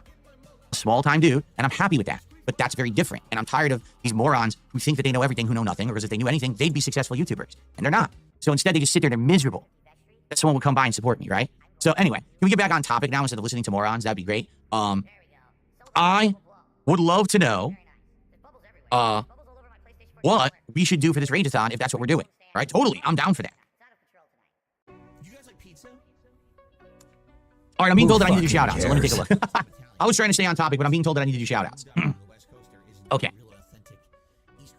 So Phil just complained that he's not going to let money dictate his content. 30 seconds later, I'm being told I must let money dictate my content. Let me stop doing what I was doing so I can let money dictate my content and do shoutouts. He keeps proving himself wrong and keeps proving himself to be a massive fucking hypocrite. Let's take a look at Kick, because apparently I missed stuff on Kick, and I just want to confirm what I missed and didn't miss. See here. Who fucking cares? Well, Phil does that. Well, Phil does that. There's a couple more things from a member Discord. First of all, Stunny made this. The World Heavyweight Wrestling Champion. Smart guys. There's Triple P's face on that sumbitch now. There we go. So, and there's more. There is more. Tacozilla created this. Why does Phil's face fit so fucking well on Rich's body? Like, it's like naturally. I swear, if I know this has been swapped over, but why does this fit so well? It's like, it's flawless. It is flawless, for God's sake. God, he's got a fat guy head. Jesus Christ. Oh, bloody hell. Jesus, man. Prophet taking offense to Phil as well. I mean, should I share this, Prophet? It feels a bit personal to show you working. You know what I'm saying? Like, I know you kind of showed up before, whatever, but it feels. And plus, there's a guy in the background who probably has no idea. Involve your colleagues in the picture as well, Prophet. So I don't. Nah, your colleagues in the picture as well, Prophet. I'd want to share it in case some bizarre nutter gets a fucking random idea. Nah, I'm not doing that.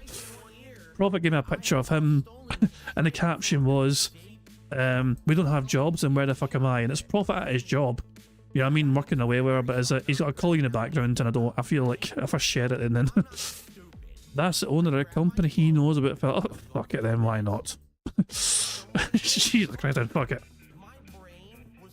Prophet, this is Prophet at work, or pretending to fucking work. Boss, let me take a fucking picture. Phil said something dumb, alright. There we go. And also, also for me anyway, so Phil streams for me start at 7 PM my time. What am I doing during the day? I'm fucking working during the fucking day. I was at fucking work at 7 AM this fucking morning, left work at 4 PM, fucking done and dusted. Got home not right before 6 o'clock at night, I mean, yeah, most of us do have our own working jobs. Some of us work full time, some of us work part time, some of us don't work. The thing is, though, we're all different. You know, we're all fucking different. Hell, fucking Meth Bear's a fucking lawyer, for fuck's sake. Asking Prophet why he's wearing a tyranny diaper on you. Nah, but to be fair, yeah.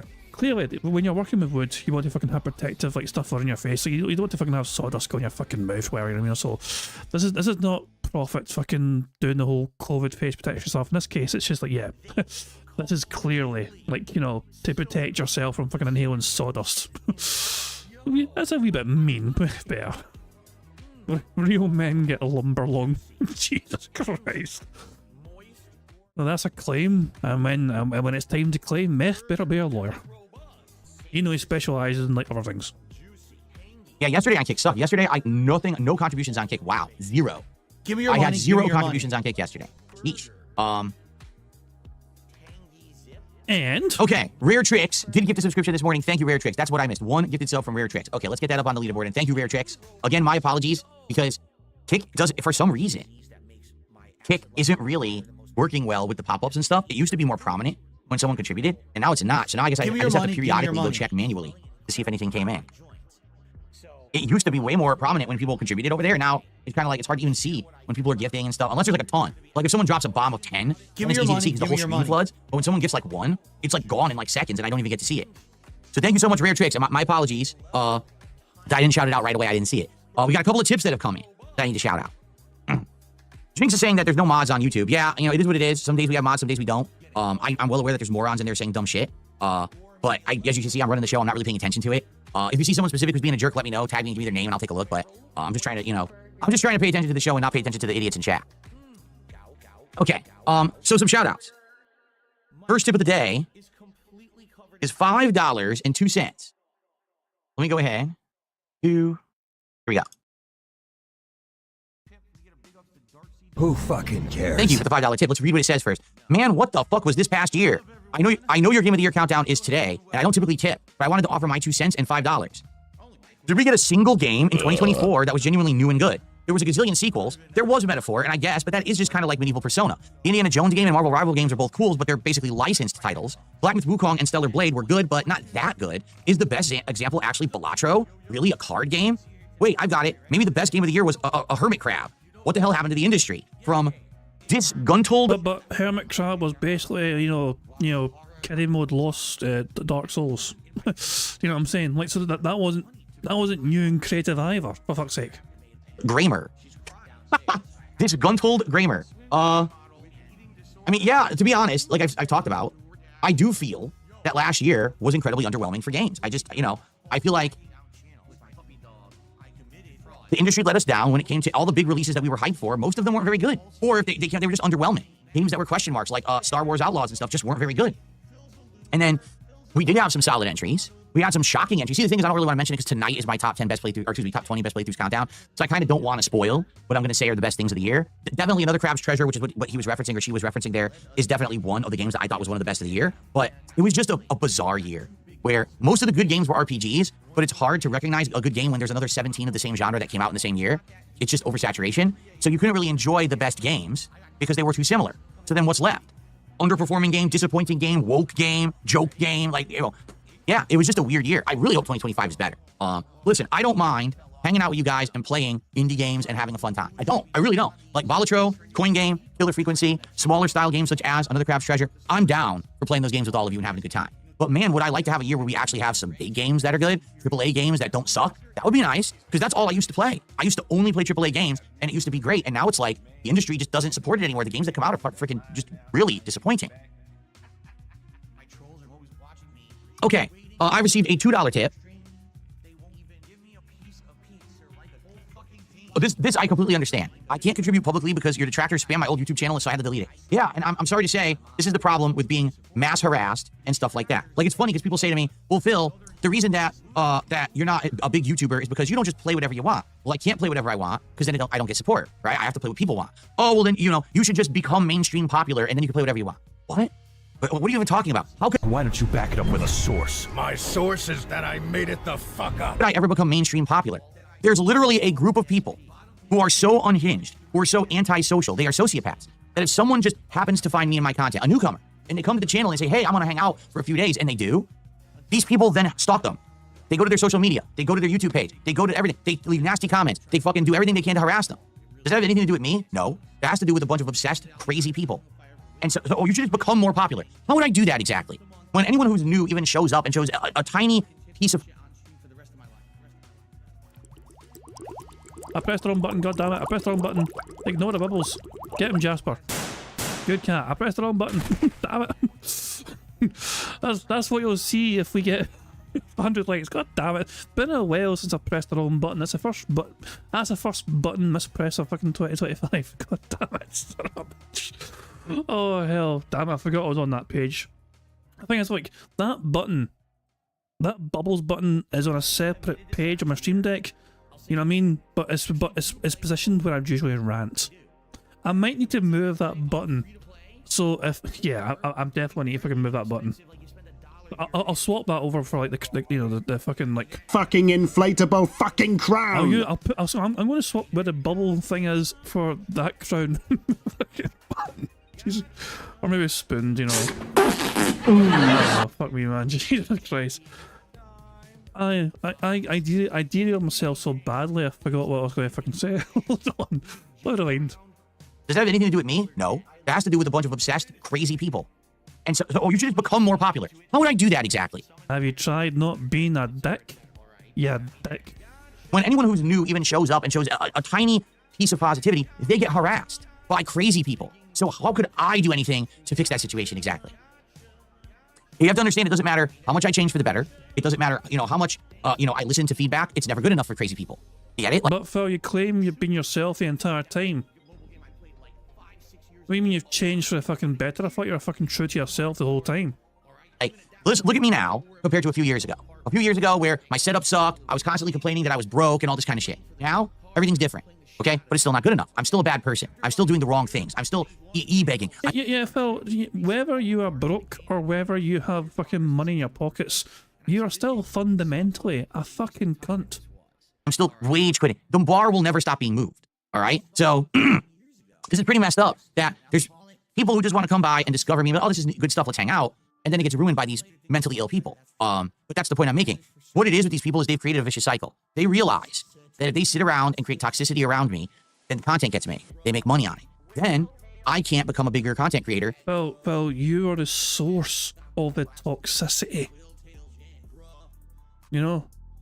Like, I would argue my streams detoxify you a little bit because bingo in general is wholesome. Because anyone who comes by to hang out with me and enjoy my stuff gets harassed by people on the internet because there's a ton of content out there that says I'm a bad person. Like Derek? You mean like Derek? You know? A big loyal fan of yours for a long fucking time, you fucking protected him to the fucking hill like Derek. You talking about? It feels like Phil's talking about Derek here. Yeah, please, Phil, tell us how sad you were about having to fucking ban Derek, even though you didn't want to, and you don't understand why you had to. Please tell us some more, Phil, about that. Even though it's all slanderous and defamatory and false, doesn't matter because it's a vicious cycle. As long as they keep making me look like a horrible person, they make money, they get popularity, and then more people believe it, and then more people harass my viewers and fans, and the cycle continues. Pretty fucked up.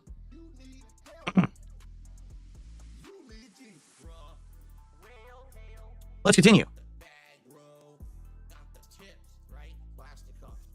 Yes, Disgruntled Gramer, thank you for the tip. They did another $1 tip as a follow-up because I hadn't shouted out tips. And so they were like, did my tip go through? It did go through. My apologies. I was trying to get... Jesus, this is why I was this is why he was holding off from doing contributions.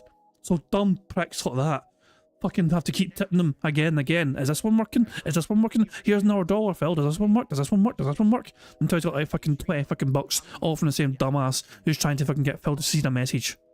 Play catch up here with contributions today. So thank you, Disgruntled Gramer. But no, yeah, I don't know what's going on with the industry right now with games and everything. You know, I'm really hoping that in 2025, yes, I'm okay with playing indie games that are great, but please give us some big games that are good too. Not that every major AAA studio falters and fails and makes crappy games now. I just don't get it.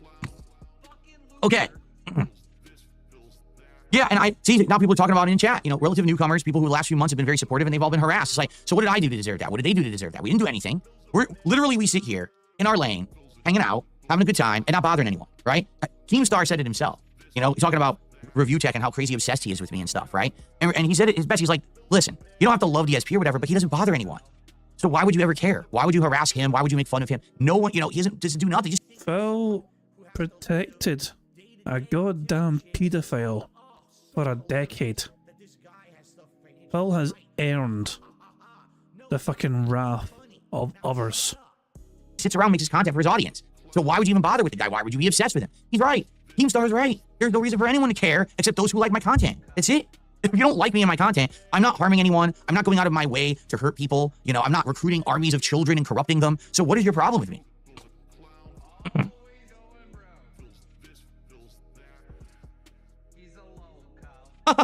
Yeah, listen, Popeem says, imagine tracking someone down at their place of business and yelling at them because earlier in the day they bought a ham sandwich somewhere. Who cares? You're right. You're absolutely right. Like, think of it this way. Actually, this would probably be a real life example. Let's say for some reason you're very anti-Christian. This is hypothetical. Let's say you're very anti-Christian. So you sit outside of the local Chick-fil-A because you know that Chick-fil-A is owned by Christians, okay? You watch someone buy a chicken sandwich. You watch them eat the chicken sandwich and enjoy it. And then you follow them home, and outside of their house, you start to protest and say, that's illegal. Oh my God, what's up? Thank you very much to Kel Denson for the super chat. It says, let's donate all the bingo money to Daddy Phil. Oh, would you fucking dare? No. I don't care. If a bingo winner wants to fucking put all their bingo winnings in fucking things like fucking meth or fucking heroin, that's one thing. But don't you dare be taking your bingo winnings and fucking getting it to fucking DSP. That's one thing I will not tolerate. Absolutely not. Forbidden. Banned. If a single dollar of the bingo prize when it goes to DSP, you're banned forever. Okay? Down with this person, they ate the Christian chicken sandwich. Or you go to their place of work and you start harass. Did you know that someone inside that building ate a Christian chicken sandwich? Like, what? What are you talking about? That's how these people act. Someone came to Phil's stream, cost them $5 because they like his content, and then they went about their merry way in the rest of their life, and then you left the stream and followed them to their social media, to their personal accounts, to their real life content, to their real life stuff, and you harassed them because they donated $5 to Phil. What? But I'm the one who's crazy. I'm the one who's in the wrong because I make content, because I stream, because I... If something is on the internet in a public space... Oh my God, what's up? Fellas complain about things which are publicly accessible for anyone to see. I don't understand why Phil is upset about this sort of fucking thing. Thank you, Prophet, for the super chat. It says I second Kel's proposal. You fucking get your big bald ass fucking back to work. Try not to fucking choke on the red oak sawdust. Enjoy my life because I like games, because I hang out with people. I'm the problem? No. Sorry, you've exposed yourselves. You're the fucking problem. You're the weirdos, not me. It still feels like Phil's mega upset that the detractors' focus on Phil protecting Derek led to Kino Casino forcing Phil to ban Derek. That's what I'm getting from this little rant here. But I hope that doesn't mean that people are going to forgo tipping, because that would put me in a bad situation. And in particular... See, I don't know. Lorraine says, do you think it would end if you worked a random regular job, or does it end on the internet? Who knows? But again, these people are crazy stalkerish. Crazy stalkerish. You've seen some of the things that they've said and done. They've tried to intervene with simple things like, oh, I'm ordering food for an event, and they would try to mess with the store that I've announced that I'm going to order food from. You know, they literally try to intervene with real life stuff, you know? Why don't you back it up with a source? My source is that I made it the fuck up. They've harassed people around me that literally have no association with me just because they're in proximity to me in real life.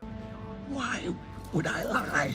I imagine it's like breathing for you. Right? So just think about that. You know, maybe if I were to quit and shut down everything completely, 100%, and say, I will not stream ever again, and I went out and I tried to have a real job offline, I bet people would still stalk. I mean, right, with Rings of Redemption, he tried to do, what was it, a DoorDash job, and they got him fired from DoorDash. You know, he didn't do nothing wrong. They just did what they could to hurt, because again, these people are unhinged, and this is what I mean. When you support these YouTubers who are doing... The trolls that Wings has are far more extreme than the trolls you have, Phil. Wings trolls are a fucking different level altogether. You have a fucking blessed, charmed life compared to what fucking Wings goes through. But you want to fucking pretend otherwise for some reason. They just did what they could to hurt, because again, these people are unhinged, and this is what I mean. When you support these YouTubers who are doing toxic content, you don't understand that they are grooming an entire generation of people to be awful people. I'm going to repeat what I just said, okay? Because I think this is something important that people need to start calling out. This is very, very important that everyone understand this, okay? If you support toxic YouTubers who all they do is stalk and harass people, you are supporting people who are grooming a generation of people to be antisocial sociopaths. And you are telling everyone that's okay. If you watch that content and you support that toxic content, that all they do is hate on someone, they slander someone, they crap on someone constantly, you are telling a whole generation of people it is okay to behave like that. And it's not. What's going to end up happening? We're going to have an entire generation of people who are just sitting on the internet all day, antisocial, who are trying to ruin other people's lives. That's not good. That's not even acceptable. That's a societal problem that we're going to have to now tackle, because we have an entire generation growing up where all their social interactions are on the internet. They only have friendships. They only have these relationships with people on the internet. They don't even have anything in real life that's real. Do you? That's fucked up. You know, you have to have that real life connection, that real life stuff, a real life of your own, friends and family and a job and meaningful stuff. Phil, you moved across a goddamn country to fucking abandon your friends and fucking family. You've not had a fucking job in 15 fucking years. You're fucking playing games that you're arse fucking begging the audience every fucking day for money. It's not really a fucking job. It's a fucking desperation fucking tactic because you're fucking terrified to fucking go out there and actually get a fucking real job to fucking be accountable. Now your audience are fucking funding your fucking lifestyle, your fucking over-exuberant fucking lifestyle which you can't fucking afford. So you fucking have to fucking ask for more and more and more and more each fucking day. And then when you get more and more and more, like you have been for the last few months with the fucking Kino Casino fucking renaissance, then you fucking increase your fucking spending, increase your fucking lifestyle fucking habits. And so you have to fucking ask for more and more on top of what's fucking been given to you. Like, you fucking put yourself in a fucking financial situation because you fucking always want more, you always fucking desire more. And I kind of understand, to be honest. I mean, sometimes it is hard to be financially sensible. I think we've all been guilty at some point ourselves of overspending at times. Like you know, we'll leave ourselves short sometimes before fucking payday. I think we've all been guilty of that before in the fucking past. You know what I mean? But Phil takes it to another fucking level. Like, he knows that all he fucking has to do, like, he can spend as much as he desires. All he has to fucking do is just turn up on a stream and fucking turn the begging up slightly more than usual if he particularly wants a fucking payday. If I can scan the chat for prominent fucking whales. It's just, Jesus Christ, man. Brian say you could clip this rant so people can watch it back on 0.75 speed. Oh man, it's just, well, it's just, come on, it's like, it's just, you just get fed up with the fucking hypocrisy at times, you know, you really do, don't you? You just get fucking fed up with the fucking hypocrisy of it all. You can't just sit on the internet crapping on people all day. And there's people that, this is it. So now you've allowed people to monetize the hate. You've allowed people to make livings off of it. Guess what? You're fucking up society. YouTube is majorly to blame for this because they don't care. They have no morals or values. As long as the money rolls in, they'll monetize anything. Phil, if you don't like how YouTube conducts their fucking business, then why don't you take a stand and stop broadcasting on YouTube? You know? How about you fuck off from YouTube? If you're so adamantly against YouTube and how they conduct their business, then take a stand and stop uploading there and stop streaming there. Set the example, Phil. You complain and bitch and whine about being on YouTube when it's so toxic and evil and it's fucking support, and then make a statement. Leave. You won't, because you're a greedy little bitch who fucking puts money over a fucking supposed morals. That's messed up. That should not be allowed to continue. I feel like laws should be in place against it. Why are you allowed to monetize actual lies? How does that make sense? I don't get it. Because, you know... You lied for 5 years about WWE champions. And you made a lot of money lying about it. Should that be allowed? Offline, this shit doesn't fly. But online, everything goes. I don't get it.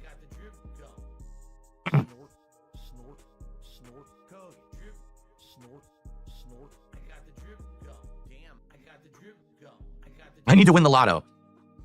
Yeah, I mean, here's the thing. First of all, I've already said this. If I ever, or somehow by some random chance became actually like affluent, all right, I would still make content. I want to make this clear. Phil has made 6 figures for the last decade. But he doesn't think he's financially affluent. I want to let that sink in for you guys. He has made $100,000+ every year for over a decade. But he still does not consider that financially affluent. It's... Jesus, man. It's just, it's unbelievable, man. Honestly, fuck, man, it'll never be enough. The money he gets is never, ever enough. Phil's the type of fucking prick to... He actually would win the lottery. But it'd be one of those lotteries where you won't actually get a fucking number that's stated because all your state taxes it. So a part of your fucking winnings go towards a state. And he legit would complain and bitch and whine and moan about that. That's the type of fucking person he is. You know? Oh, I won the lotto, but I've got to give some to my state. And I wanted it all. That's all lottos. That's all American lottos, I think. I don't think that's not all. I think in the UK, if you win the lottery, you get the number they tell you won. I think so anyway. I think that might be right. I'm not sure. But yeah, American lottos, you know, state lottos, they kind of operate differently. We kind of use kind of taxes kind of thing based on the prize money and all that shit. But Jesus, man, it's unbelievable, man. Honestly, like I don't know about you guys. If I actually, like, Phil makes more money than most people do in a month. In here anyway, you know what I mean? Like, but yeah, if I made the sort of money in a month that Phil fucking makes, I could be debt free. You know what I mean? In 1 month, if I made in 1 month what Phil makes in a month, I would be able to fucking be debt free. And that blows my mind. That legit fucking blows my mind. And yet for him, it's like, oh, I'm not financially affluent yet. Like, what the fuck, man? What in the hell? Here, I would still make content. I would still, you know, put out streams. I would still play games. It would definitely be less. You know, it definitely would be at a smaller scale, but I would still do it because I love it. Like, I actually have passion for this. It's not just to make a paycheck, it's because I actually enjoy myself. Okay, and I love it. I love hanging out with you guys. I love the. Well, you say you fucking love streaming. You hate doing thumbnails. You hate fucking messing with OBS. You hate the technology involved. You hate fucking trying to learn this crap. All you want to do is fucking play the goddamn game. Interactions we have, I do. That's what I'm really here for. I'm not here to, print money. That's, if that were the case, I would be doing 20 other things that are more profitable than this. Why would I lie? I imagine it's like breathing for you. Because how many opportunities? I just had the opportunity months ago to get into drama content, and I didn't. I could have done that, and I could have been. You kinda fucking did for a while, Phil. You definitely fucking did for a while. You'd have. Were you not paying attention to what you were doing? Way more profitable, but I don't care about that, right? I stuck to my guns. But anyway, yeah, like, if I ever were to become affluent, maybe I would have to start something in regards to showing everyone that you can't just say and do whatever the fuck you want. Fuck you gonna do about your fucking dick? You can't create an entire toxic community of sociopathic people and tell them it's okay to go harass people. We can. You can't make a video outright lying about what someone said and then try to mobilize people against that. We can. That's illegal. It always has been, but no it hasn't. No one takes action for it, which is ridiculous. Look, every single fucking day, even your beloved fucking politicians, whether you're on fucking the left or right side, will fucking say things which are not really factually they will imply things, and they'll hint at fucking things, and they may make even bold fucking claims. You know what I mean? And it's like, it doesn't have to be fucking true, but they're just trying to fucking draw up interest. But they're allowed to fucking say it though. Dear Phil, I've been a fan since 2011. I even got that underground shit with projects. Nothing would make me quit content creation for good. I've said this before and I'll say it again, okay? It's this simple. I will quit when I feel like it, when I'm well and good, when I'm ready and I make the decision, okay? It's not gonna be this person says I'm done or this, it's me. I'm the one who controls my destiny, all right? I'll be here streaming and making content for you guys every day until I feel so fit that I don't want to do it anymore, okay? I'm in control, nobody else. Or else, it would have been a long time ago when I would have stepped down and said, fuck this, it's not worth it. I'm not going anywhere. Who fucking cares? It's all good, Lookcrafty and Arcade, good to see ya. This fucking clip session. How far are we behind, Phil? We're behind for about 42 fucking minutes. Jesus Christ. If I got a fixed monthly wage from YouTube, what would I play? Like, to be honest with you guys, I would always have a chill RPG in the rotation. Always. Always. I would always want to have a relaxing game that's an RPG style game where we can hang out and have fun, all right? While we're also having social interactions with a game. Like, it's not just about the game. The thing is, I would argue Phil technically does have somewhat of a fixed YouTube income in terms of like the ad revenue. You've got to imagine Phil's ad revenue is roughly consistent. It'd be strange if Phil's ad revenue wasn't consistent, He's historical. He's got all these fucking videos, and historically as well, he's got a whole bunch of older videos. They'll get some fucking views sometimes, whatever. You said interactions, does that count? Does it? I was waiting for to say interactive, I am waiting for to say interactive. I know he said interactions a few times, but yeah. So I would argue Phil does get somewhat consistent ad revenue income on its own, which is technically a consistent sort of fucking level of money he gets from ad revenue. From historical stuff primarily. It's like, I can't do that right now. Like, that's what I would like to have more flexibility of, to play maybe a chill game all the time, right? Hypnotic Jinx, thanks for a $20 super chat. He says, I donate, but I'm not trying to dictate what you do. I enjoy your take on any game that you play, and we all have a good time together watching. So stop saying that whales tell Phil what to do. They don't. They don't tell me what to do at all. In fact, it's funny because, and by the way, Ashton is in chat. I'm about to make the announcement. Now that he's here, now's a good time to make the announcement about tomorrow's wrestling show. So I'm going to show you guys something really cool in just a sec here.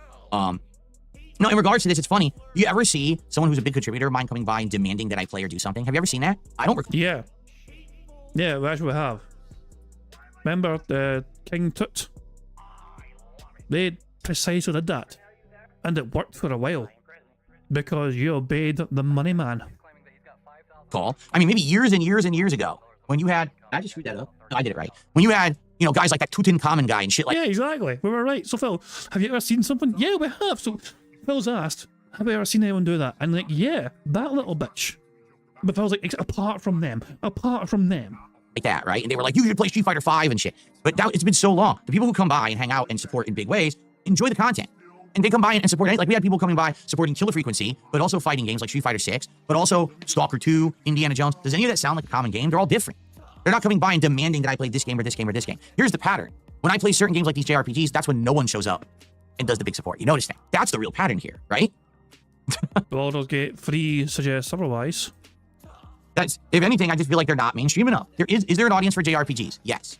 It's not my audience. It's just too small of a slice of the pie that cares about JRPGs, and that sucks, because I love them. You know, it's one of the games I would love to play more and more. Thank you, Jinx, for the super chat. Okay, let's do this, guys. Now that Ashton's here, right now. Before we get to this thing, Brian has shared a couple of images from Social Blade.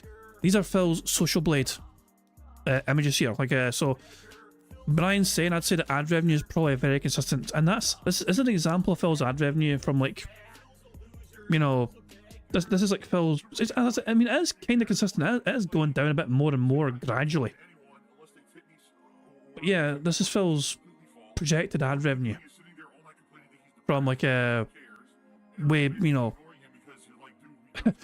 from well, this is like DSP Gaming. For the last couple of years, from May 22 onwards, and it's gradually getting lower and lower and lower and lower. Had a little spike there because of Kino Casino, a little spike there, but then it kind of went back to normal, you know. But it is monthly views apparently. Sorry, that makes sense, and that makes fucking I was wondering what the fucking numbers left represented. It's monthly fucking views. So yeah, there we go. The monthly views are getting smaller and smaller and smaller. And then you provided a second example, a channel of comparable size is actually growing. This is a good fucking example. I don't know whose channel this is you fucking picked of comparable size, but look at the start they had. Like, for almost a year, they were struggling to get big numbers. Well, I say big numbers. It's like this is like still decent. Like, that's 2 million there. This line's 2 million. Okay, so it's doing well for a while, but it's consistent and it's quite low down. It's not a million yet, or whatever, or views, whatever. You know, but then they start getting a bit better, you know. With effort and time, whatever, they keep plugging away and all of a sudden something takes off, something pops off. And they get over 1 million here. It's like, I'm thinking this might be the first month they're over 1 million. This example here, this is not the Phil Burnell example, this is someone else. And like, they keep going for a while and they get good, this is still 1 million roughly, you know what I mean? And then they do something else and they get even more views, that's 2 million monthly views in. And all of a sudden it's like, yeah. Also it's like it goes up and down a wee bit, you know what I mean? But then they just kind of pop off again. It's like, they get more, it's like, it's a battle of time. The more time you have into something, the more you fucking put yourself into it, you know what I mean? The more you hone your fucking craft, the better you'll fucking get and the more attention and views you'll get. For the hard work you fucking put into it. That's generally what most YouTubers' channels are like. You know, if the time they put into their fucking craft, they will fucking get more and more recognition for their efforts. But Phil's like the opposite, he just fucking nosedives. You know what I mean? Because he just fucking is constantly fucking bitching and whining and moaning about everything. And it's never ever his fault, apparently. It gets me back on track. So, ladies and gentlemen, tomorrow, in place of this podcast, we got something special going on. Tomorrow, for the first time in over a decade, I will be doing wrestling commentary. Okay? Over a decade ago, for several years, I had a wrestling show. Okay? It was called Smart Guys. And it was a show I did with my friend and co-host John Rambo. And every week we would watch pro wrestling and we would comment on it. Whether it was WWE or at that time, their major competitor was Impact Wrestling / TNA / whatever the hell their name is today, I have no idea. And then every once in a while, we would talk a little bit about something else. I mean, hell, during the run of that show, we actually attended WrestleMania and talked about it live on the show, which was really cool. It was, you know, wrestling's been a part of my life for a long time. And what happened was two key factors happened that got me out of pro wrestling. Okay, factor number one, I moved across the country. And when I did, I had a falling out with Rambo. And we actually had plans to continue with the show, but it didn't really have a falling out because you never talked to him, for fuck's sake, Phil. Like, you had certain expectations, and that's because you never bothered to directly communicate with your friend. Never happened. And so, I always kind of threw the idea out, hey, you think I should do another pro wrestling show with someone? You know, any idea? And at the time, now this was 10 years ago, people were like, if it ain't with Do one with Derek. He knows wrestling. Rambo, then just never do it because it wouldn't be appropriate, okay? But it's been 10 years. 10 years have passed. Things are very different. I'm a different person. The world is a very different person now, all right? The world is a very different person. The world is a very different person. The world is a very different person now. Of course, the world is a very different place now. Excuse me. And so times are changing. Now, the other factor, I stayed a fan of pro wrestling over the last decade. The first 5 years, I was heavily into it. I was watching Raw and SmackDown, and for a while there, WWE Network had all the WWE content. So I was watching NXT. I was watching things like the Mae Young Classic and what was the other one? The Cruiserweight Classic, stuff like that. I was watching all the content on there. I was watching, to some extent, some of Impact and TNA. Okay. And I was getting into it. And then, you know, there was a big hype that AEW was going to be coming out and all of that to be a major competitor with WWE. So all this was happening. And I stayed watching wrestling, pro wrestling, all the way through early 2020. So even though I wasn't doing the wrestling commentary show anymore, I still watched pro wrestling for about 5-6 years. And then I stopped. All right. And the reason that I stopped, it's pretty simple. Okay. In 2020, COVID hit.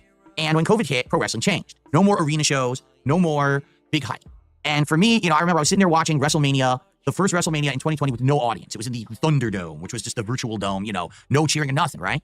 And I'm watching it and I'm like, you know, this kind of definitely feels very different. You know, it kind of exposed pro wrestling for what it really was. It was really the crowd reacting to what you were seeing in the ring or in the promos. That really was half of the product. Without it, it just didn't really stand up. And a lot of people say that was the dark ages of wrestling. I have to kind of agree. Not necessarily that it was their fault, but if anything, it shows that it is that real social part of wrestling, that the fan reactions immediately that makes it hype. Just like a sport. Imagine how a sporting event in an empty arena. You think anyone would care about it? I mean, I would agree the fans are a huge part of the product. But it's something as well. The bizarre thing is the COVID stuff made Roman Reigns work. Like, Roman Reigns was like forced to kind of like it's bizarre, but it's like it's one of those things where it's like Roman Reigns became more authentic as the thing that the WWE were trying to portray him to be for years during that COVID era, you know what I mean? And his promos got better and his mic work got better and everything else as well, and just in like in terms of his like how he conducted himself essentially got better. You know, like, it was bizarre. It was fucking bizarre. Also, it's fucking weird as hell seeing all these TV screens like watching a wrestling ring. You know what I mean? It was fucking nuts. But yeah, it was like, but I would argue that it was a different dynamic to the wrestling. You know, it's like have you ever are you guys aware? Some of you guys won't be wrestling fans, so you probably won't know. In Japan, it's normal for a wrestling match to be watched mainly in silence. There will be noise sometimes, you know what I mean? But it's mainly though, the crowd stay quiet out of respect for the, you know, for the wrestler, just to fucking consume what we're watching, you know. And they'll pop off like a fucking finisher or something, you know what I mean? But yeah, it's like it's not unusual in some places anywhere around the world for the you know, the crowd. It doesn't have to be like, you know, the crowd don't have to be screaming the whole time 24/7, you know what I mean? It's not always the case, you know what I mean? Like, and so it's something that American audiences, I guess, were not used to. You know, a crowd or a lack of a crowd, which meant you fucking hear the wrestlers in the ring, you hear the things they're fucking saying sometimes during a match. And also wrestling these days, you know what I mean? A lot of wrestlers like usually talk to each other anyway with a mask, fucking you know the crowd covering the noise. You know, just talk to each other. If they rest, flip now or jump this, whatever. You don't get away with that too much when there's fucking no crowd there. So it forced wrestlers, I think, to improve their game. Not and try and communicate in more effective ways with their opponents, you know what I mean, their partners essentially, in the ring, and be better. So I would argue, I mean, I'm not much of a fucking wrestling person now, but I feel like it certainly helped improve the wrestlers by having that experience. You know, and it's because I mean, a lot of wrestlers back in the thing, you know, the crowd's going mental, so they're just fucking blever away for the whole fucking match and just talk too much. And it's like, yeah, just shut the fuck up and get on with it. About a major NBA game if no one was there to cheer or watch. So when that happened, I tuned out. I just didn't care anymore. And the other thing was that it had become such an investment of time. for me to watch Raw and SmackDown, which at that point, I think Raw was like a 3-hour show. SmackDown was a 2-hour show. NXT was like a 2-hour show. So you're watching like 8 hours of just WWE. Raw being 3 hours was fucking dumb. A week. Then a pay-per-view event would happen. Now I gotta watch another 3+ hours. But now I gotta keep up with the other federations. It was too much. And especially because I wasn't doing content on it anymore. You know, at least when I was doing the wrestling commentary show a decade ago, I could justify watching a lot of wrestling because I was getting a product out of it. So as long as Phil can make money in it, it's worth his time. So basically, he's all about the money. Now it's like, why am I even doing this? I have other things I want to do with my life besides just watch pro wrestling all day. So I dropped it and I stopped watching pro wrestling. And I swear to God, I have not seen a single match of wrestling since WrestleMania, whatever that WrestleMania was. I think it was 2020. Okay. Why would I lie? I imagine it's like breathing for you. Okay. So, yeah, I haven't seen a single match. I've seen highlights on social media and stuff like that, but I haven't seen a single pro wrestling match in almost 5 years. So now, tonight, I'm going to watch Monday Night Raw on Netflix as it debuts. I'm going to take notes, and I'm going to, tomorrow, on a new show, share those thoughts with you. And it's going to be great because we're going to have Ashton, who also is a longtime fan of pro wrestling, who has not been disconnected from pro wrestling like I have for 5 years, who's going to be my co-host. We're going to, I feel, feed off of each other pretty well because it's two completely different takes. Someone who's just getting back into it versus someone who has been with it all along. And I'm going to be jumping back in and not understanding half the crap, I'm sure, because I've been gone for so long. While he's been there and he's probably going to be able to fill in the blanks for me of the things I'm not getting or understanding. That's why I think the show is going to be fascinating, okay? So, ladies and gentlemen, tomorrow, January 7th of 2025, the official relaunch. Ladies and gentlemen, I present to you Smart Guys, The Revival. Wow, how original. How original is that? So there's Jesus Christ. What a fucking piece of shit. Wow, I thought he'd fucking come up with a brand new title, whatever. No, it's the same. He just chipped off Rambo's fucking face and his fucking 10-foot nose, you know, and put on fucking Triple P's flubber fucking face instead. Oh my god. Rambo's been replaced by a chunkier model. I've seen this in the member Discord and I just thought it was something that fucking, like I think it was Sonny.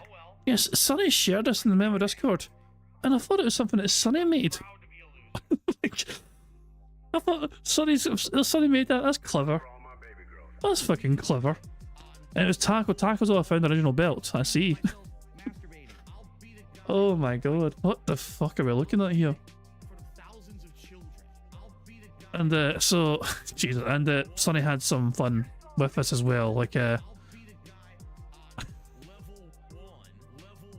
Jesus, man. What the fuck? And here's OIC wearing the Smart Guy's belt. The Cabin Dutchman made us in the Murder Squad as well, by the way. Back in Detractor, Snort. Now, here's the deal, guys. I need money, so tip me. Belch. Check out all these new studio lights we got. Breaking news. Renton, Washington-based alcoholic hermit registers camera and self-reports on dumb shit he's done over the years. Up next, base life forms found in disability check-ridden basements. Jesus Christ, man. Fucking hell. Say what you really mean, Camping Dutchman. Oh, and Sonny had some more fun with this. Good stuff indeed. Fucking hell, man. I cannot believe. I genuinely can't fucking believe. Phil's so proud of calling it the same thing. With the belt as well. I think it's the same belt as before. Oh my dog! What's up? No. Kyle, no. No. No. That is something the internet does not need. I strongly object to this idea of yours. Too fucking far. No. If anyone fucking does that.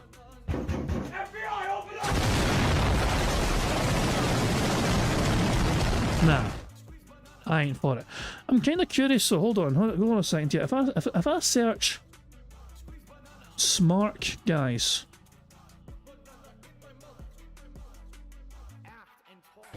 It's the Did they not have their own belt? Let's see the intro. Let's see the intro of the original Smart Guys. It's the Smart Guys Holiday Special, counting down our favorite simulated matches of the past year. Okay, so the last... Who fucking cares? That wasn't what I was expecting. That's a different version. I didn't want them reacting just like the fucking simulated marches, or, you know, did they actually have their own show properly on here? I don't care about the sim stuff. Do they have their own show on here, or was it someone else? Was Smart Guys on DSP Reacts by any chance? Do I need to go to DSP Reacts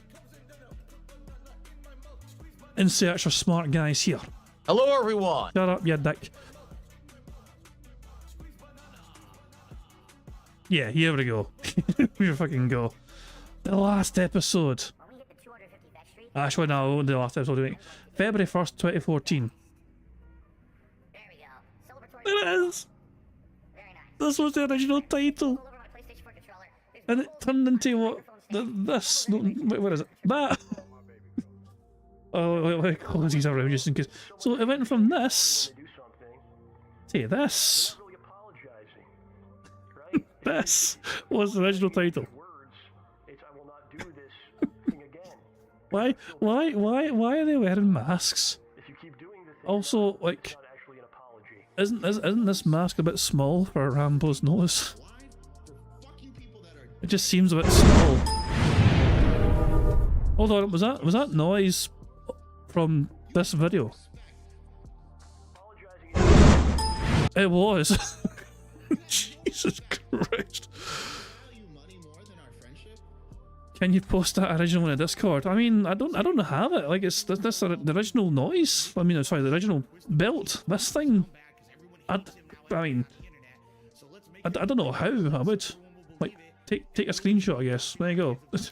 Take a picture. Crop that. I mean, screw it. Hold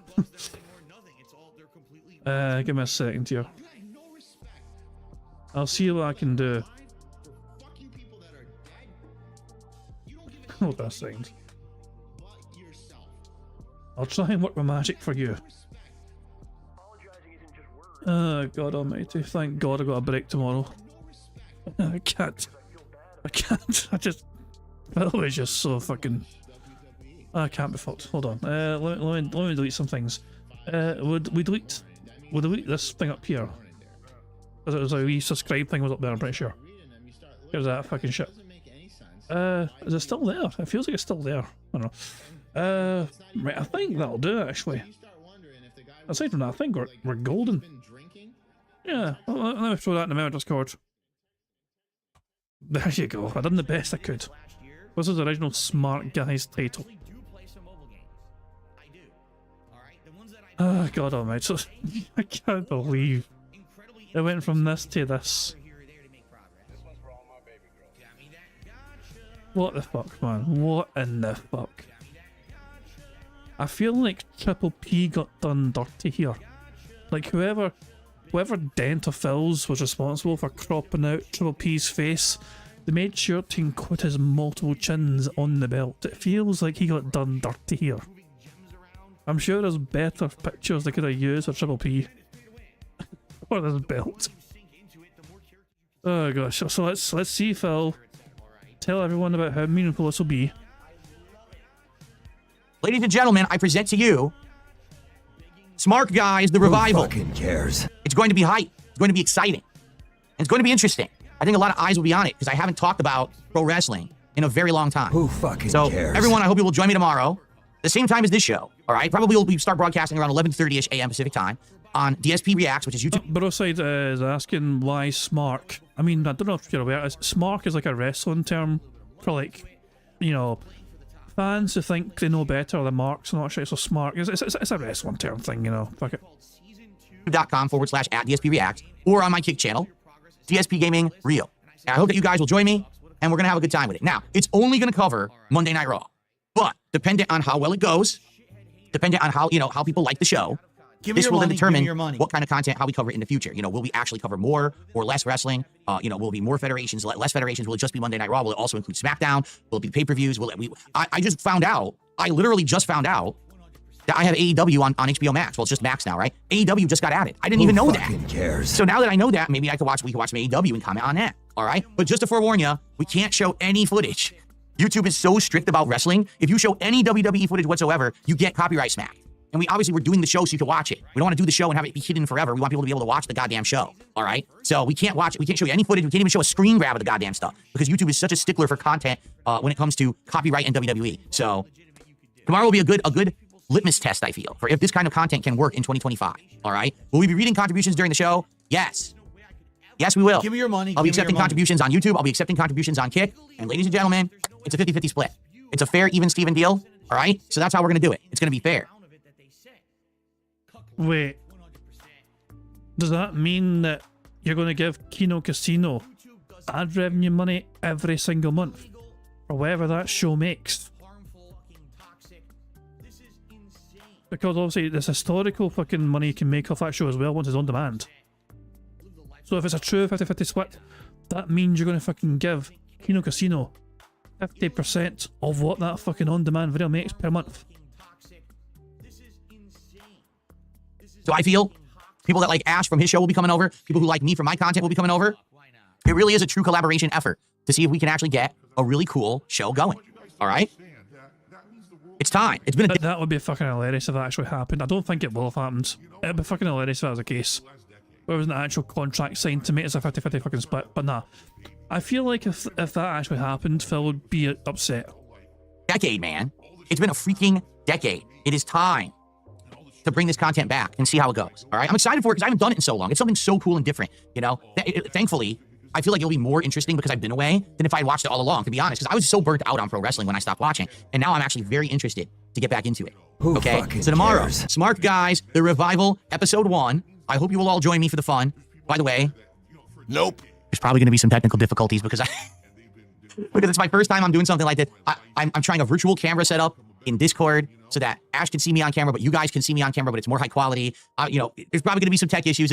But the good news is, hopefully it goes well and you guys like it, and then we can do it regularly. And if it works out, it does. If it doesn't, no skin off our backs. At least we tried something new. But I'm feeling positive about it. I am. Like, I'm excited to watch Monday Night Raw tonight. Okay, I am. Why? Correct. To explain, we're going to have to explain this on the show. So what is a smark? A smark is a smart mark, okay? And Falcule just defined it. He says, a mark is a designated target audience. Basically, a smart is a fan of wrestling who gets the gimmicks and is interested in it in a different sense than a mark. We understand pro wrestling. We understand how the industry works. So we get why. Oh, you haven't watched it in ages, apparently. And you don't care about it in ages, and you still don't care about it now, but you just want to try and make money because you want to... Phil, no. Phil calls himself a smark, but he was in his 20s when he discovered that it was scripted. Make of that what you will. Does that sound like a smark to you? Certain things are done a certain way when we watch pro wrestling. We're not just blindly watching. We're smart marks. Yes, we are the target audience, but we intelligently understand what we're watching. We're not just watching and not getting it. That's the difference, see? Very good. Okay, so that's tomorrow. I hope you guys are excited. All right, spread the word. Nope. Oh, so I should say this. If you are not yet, subscribe to DSP Reacts. Follow or subscribe over, well, not subscribe, but I think it's following over on the Kick channel, DSP Gaming Reel. You want to be able to talk, right? You want to talk in chat? If you want to talk in chat, you have to be doing that for 24 hours. So get on there, you know, as soon as possible so that you can be able to interact with the show, all right? Well, if you're telling them that now, it's too late. Because you're going to fucking start this fucking thing in less than 24 hours time. You probably should have fucking told them that at the start of the fucking show, Phil. And yes, it's on the React channel. It doesn't make sense to do it on a gaming channel. I have a React channel. I might as well have it over there and see how it goes, okay? All right. That'll be exciting tomorrow. I'm very happy that Did you just belch mid-applause? Have it over there and see how it goes. Okay? All right. That'll be exciting tomorrow. I'm very happy that I'm trying something new and different. I can't actually tell if that was a belch or not. It's hard to tell. Was it him belching suppressed, or was it just a chair making a noise or something? Okay? All right. Reaction. That'll be exciting tomorrow. I'm very happy. Yeah, he belched. Happy that I'm trying something new and different. And obviously, thank you to Ashton for doing it. You know, I think originally it was kind of his idea. He came up with it, and we talked about it for months behind the scenes to make it happen. And it's just something cool to do. Spell said behind the scenes. Burger. We're 2 away from a full house, guys. 2 more. 2 more, and we're a full house. We get to escape. Something that makes sense, right? Something interesting. Okay. All right, well, I was going to do some tech news today, but nah, I think we talked enough. I think what we should do is just a little bit of Q&A to end the show. Perry, thank you so much to Perry the White. He gifted 5 memberships. when I did that big announcement. So let's get Perry up on the leaderboard. I believe those are the first memberships. No, Dick Jones did 5 earlier, so Perry just did 5 as well. Thank you, Perry. That's another 15 of support. That means we're up to 83. We are more than halfway to hitting another goal on this stream. Give me your money. And if we do, we're at 49, and we're only 1 away from the marathon. Okay? Very nice. Thank you, guys.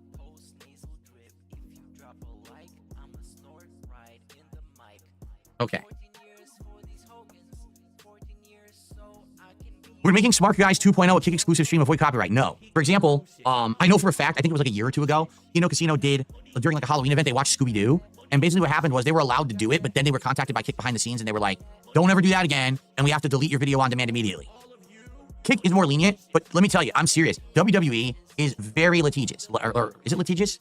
Where they just want to pull down everyone's content. They're assholes. I don't know why, but even over a decade ago, I went to WrestleMania. All I did was I filmed a few dark matches that weren't even in the ring from WrestleMania, but were filmed somewhere else. And then I filmed the intros of wrestlers coming into the ring. They took all that content down and gave me copyright strike. Wow, you just don't allow anything. They don't allow any footage at all. They just don't want anyone filming and putting their content up. So good Lord, if you try to show any of their stuff and comment over it, it's like, forget it. I don't know how these channels do, because I've seen channels on YouTube that do a few things. I don't know how they pull it off. I'm not messing with it. Really, it's just too much of a liability to have my channel get hit with copyright strikes because the people are being assholes.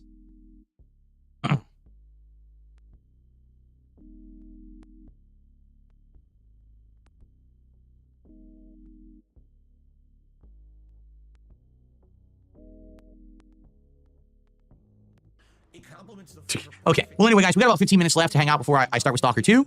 If anyone has any topics they'd like to discuss, please tag me in the chat. Thank you for the early support. Really awesome and appreciated. More than halfway to the goal before we started the game. Give me your money. Give me your money. So thanks for that. JDTV says, I respectfully disagree regarding when wrestling changed. I believe it had the biggest changes after the passing of Chris Benoit. I mean, wrestling had a lot of different changes in eras, like the Attitude Era when that ended. And you're right. Then during that era, basically right after that, they started with the whole idea that they wanted to go PG. There's been a lot of different sweeping changes in the pro wrestling arena. So I know I've heard this, that apparently Hulk Hogan is going to be on Monday Night Raw tonight, killing his new beer, that he has a line of beer, and he's going to be trying to promote it. Wow. Peas and carrots, but it's also got this unique seasoning in it that's really good. And then also a side salad, which was like lettuce, tomato, onion, insanely flavorful. I have seen that. Yes, I've seen. I didn't watch it live, but I saw it's all over the internet. When Jeff Hardy was incredibly high and he was in TNA and he had the title match against Sting, and so Sting just held him down and pinned him within 3 seconds, and that was the end of the match because it was so embarrassing he was so high. I mean, it's a bit of a shit thing to laugh at, Phil. Jeff was obviously he needed serious fucking help. It was embarrassing for all parties combined. And it's like, people have a right to fucking be angry about it, you know what I mean? But at the same time, you don't just fucking laugh at somebody fucking going through a fucking serious fucking problems, you know what I mean? You know? It's a good point by Steve as well. Not only was it fucking embarrassing, Jeff Hardy as a fucking professional wrestler, it was extraordinarily dangerous for him to be in that state in the ring with another person, because obviously these wrestlers, obviously, they put their well-being in the hands of their, you know, opponents. Are not really fucking. It's like a fucking dance routine practically. You know what I mean? A very extreme dance routine where you're fucking. It's like also you know they're pretending to have, you know, hurt each other, or they are hurting each other, but not as badly as you think they're hurting each other. You know, and so yeah, that obviously. But Phil's sitting there laughing about it.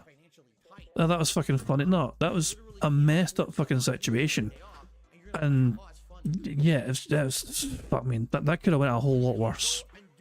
You know, it's quite fortunate that it didn't, you know, it didn't go worse. Maybe it's just as well he was in such a fucked up state that he was not able to fucking try and do his usual fucking crazy shit.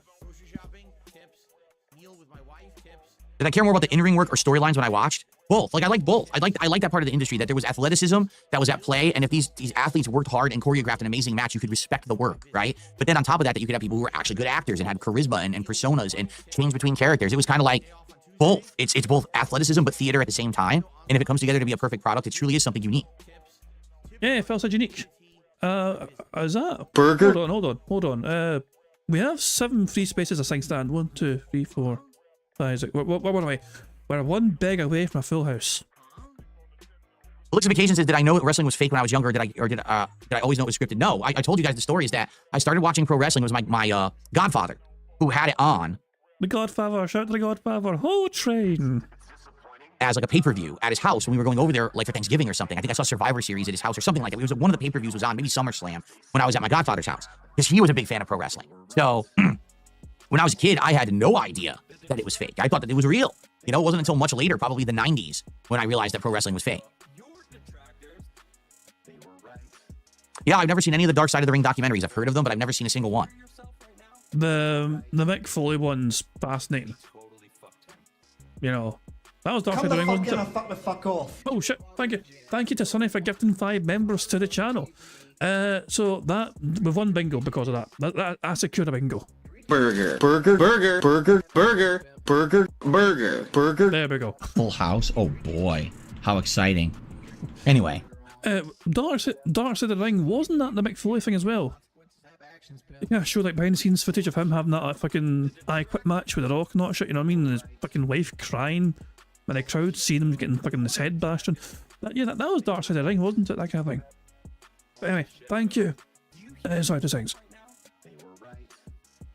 Had to cough, but I muted myself that time, right? Thank you to Sonny for gifting 5 memberships to the channel, and congratulations to the following people for receiving the membership. Congratulations to Diablo, Lord of Darkness, Paul J. Brazo Jr., Bait Master Jeff 69, Crazy Cookie, and Nightman 98. So there you go. Make sure you thank Sonny if you just got a membership there. And of course, thank you, Sonny, for freeing us from this misery. That puts the bingo prize fund up to 87 buckaroos. Good stuff indeed. Phil claims it was in the 90s when he discovered that wrestling was not real. I'm willing to bet it was later than that. You know, I'm willing to bet it was fucking later than that. And yeah, the I Quit match, seriously, it's one of those things where I like the fact, also, Mick Foley, tough bastard, you know, put himself through fucking all sorts of fucking pain and suffering just to fucking entertain an audience, not shit. His one main grievance from that match was the fact that The Rock never checked in him afterwards. Like, usually your opponent would make sure you're okay behind the scenes and afterwards, whatever. The Rock apparently didn't do that, you know. That's a bit of a scumbag move on his part at the time anyway. He didn't bother his arse to make sure that, you know, Mick was alright, you know. But, you know, obviously, down the years, they patch things up and they're okay, and they're kind of cool, not sure, you know what I mean? But yeah, that was, at the time, a bit of a shit thing for, you know, The Rock to not make sure that the person who he hit in the head, like, 13 times or something with a chair was not all. Jesus, man. But yeah, Mick was a crazy bastard, but it's like, it's one of those things like, I'm a huge fan of those kind of crazy matches, but at the same time it's like, you shouldn't have to put yourself through that just to fucking make people happy. Like, yeah, it's like you can. I've got appreciation for the fucking risk takers, the daredevils, or the, you know, they do these kind of crazy wrestling bumps, you know. But it's like, really, it's like you shouldn't have to. You shouldn't have to fucking put yourself through that. You know. And also these guys like Mick Foley can't even play with his kids. He couldn't play with his kids, you know. He couldn't get on the ground to play with his kids because his knees was fucked up. That kind of shit's like, that's depressing to fucking read, you know what I mean? Like, these are the things that people fucking put themselves through to entertain fucking people. Like, Austin can't do a stunner because his fucking tailbone's fucked and all that shit, and Undertaker's can barely fucking move. Not Jesus Christ, man, but yeah, it's crazy.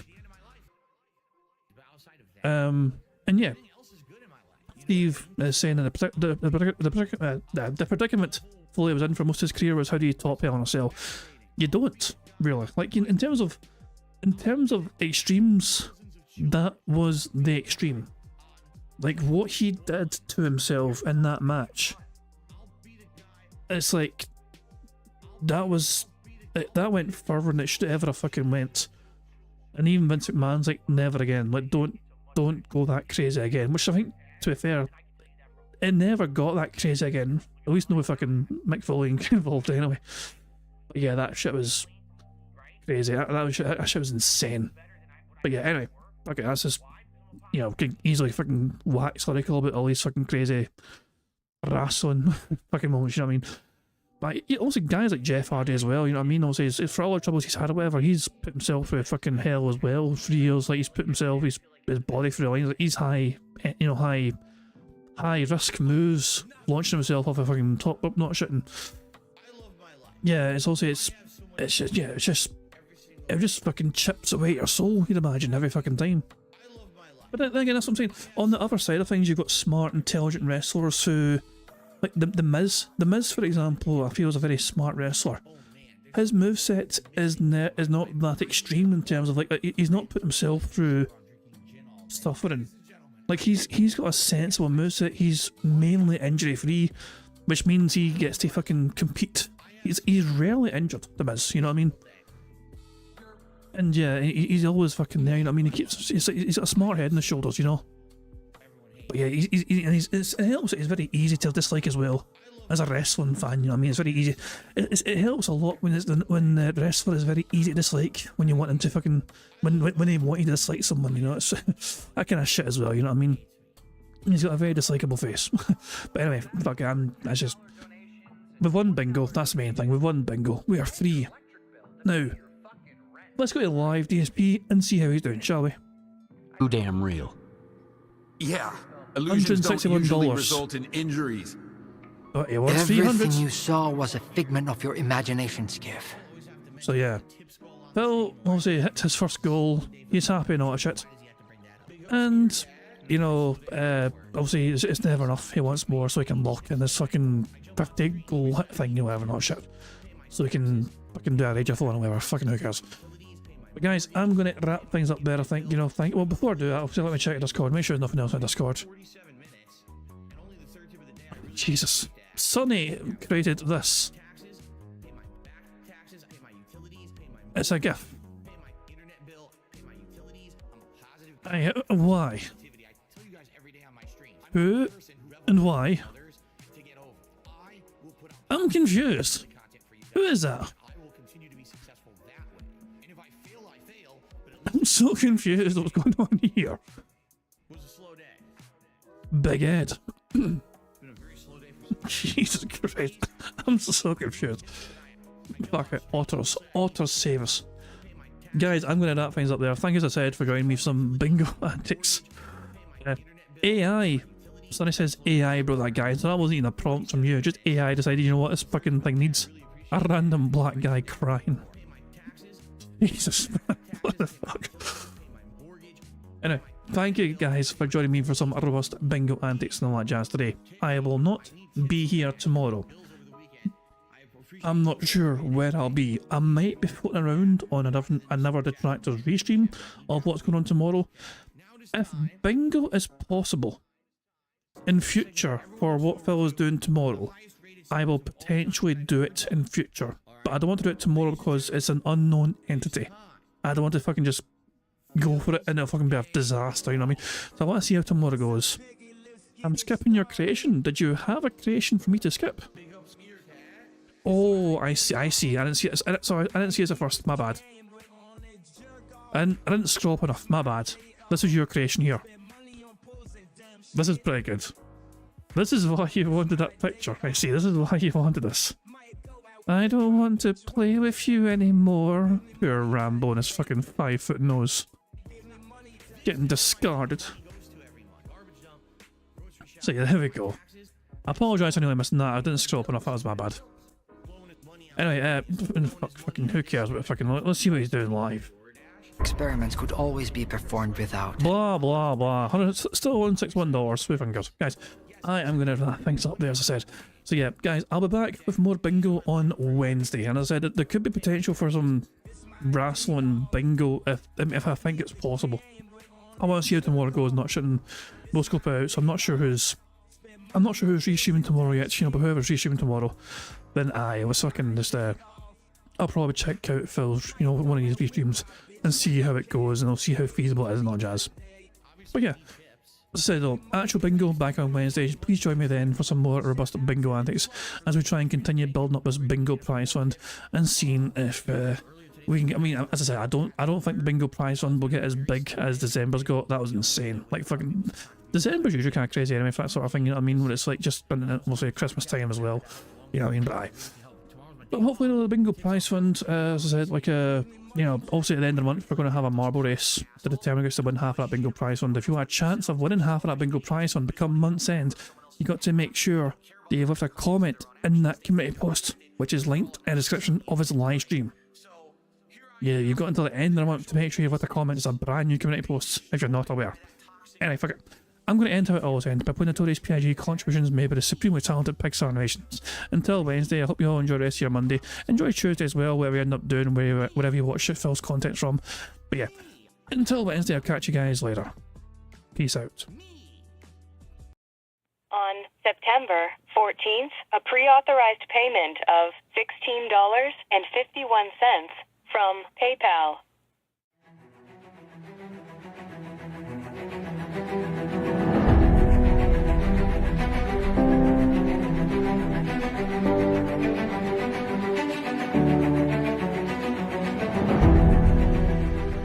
All right, Luna Mills has tipped me $1.30. It says, "I'm back. What's your favorite type of shower?" When you're showered in money. When you go outside, and all of a sudden, greenbacks start falling from the sky, and you raise your face up. You're like, oh, you start dancing. You go, oh, money, money, yeah, yeah. All right, I don't know what the hell you're talking about, but thank you for the first tip of the day.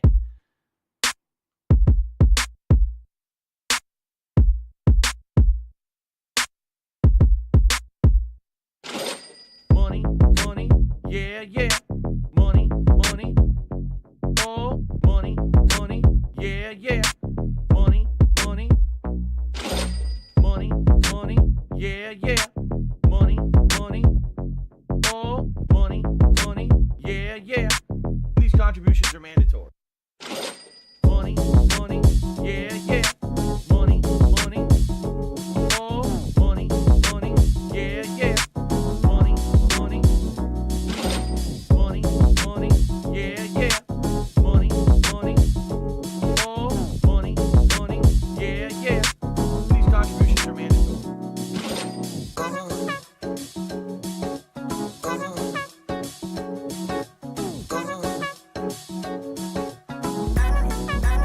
Show me the money.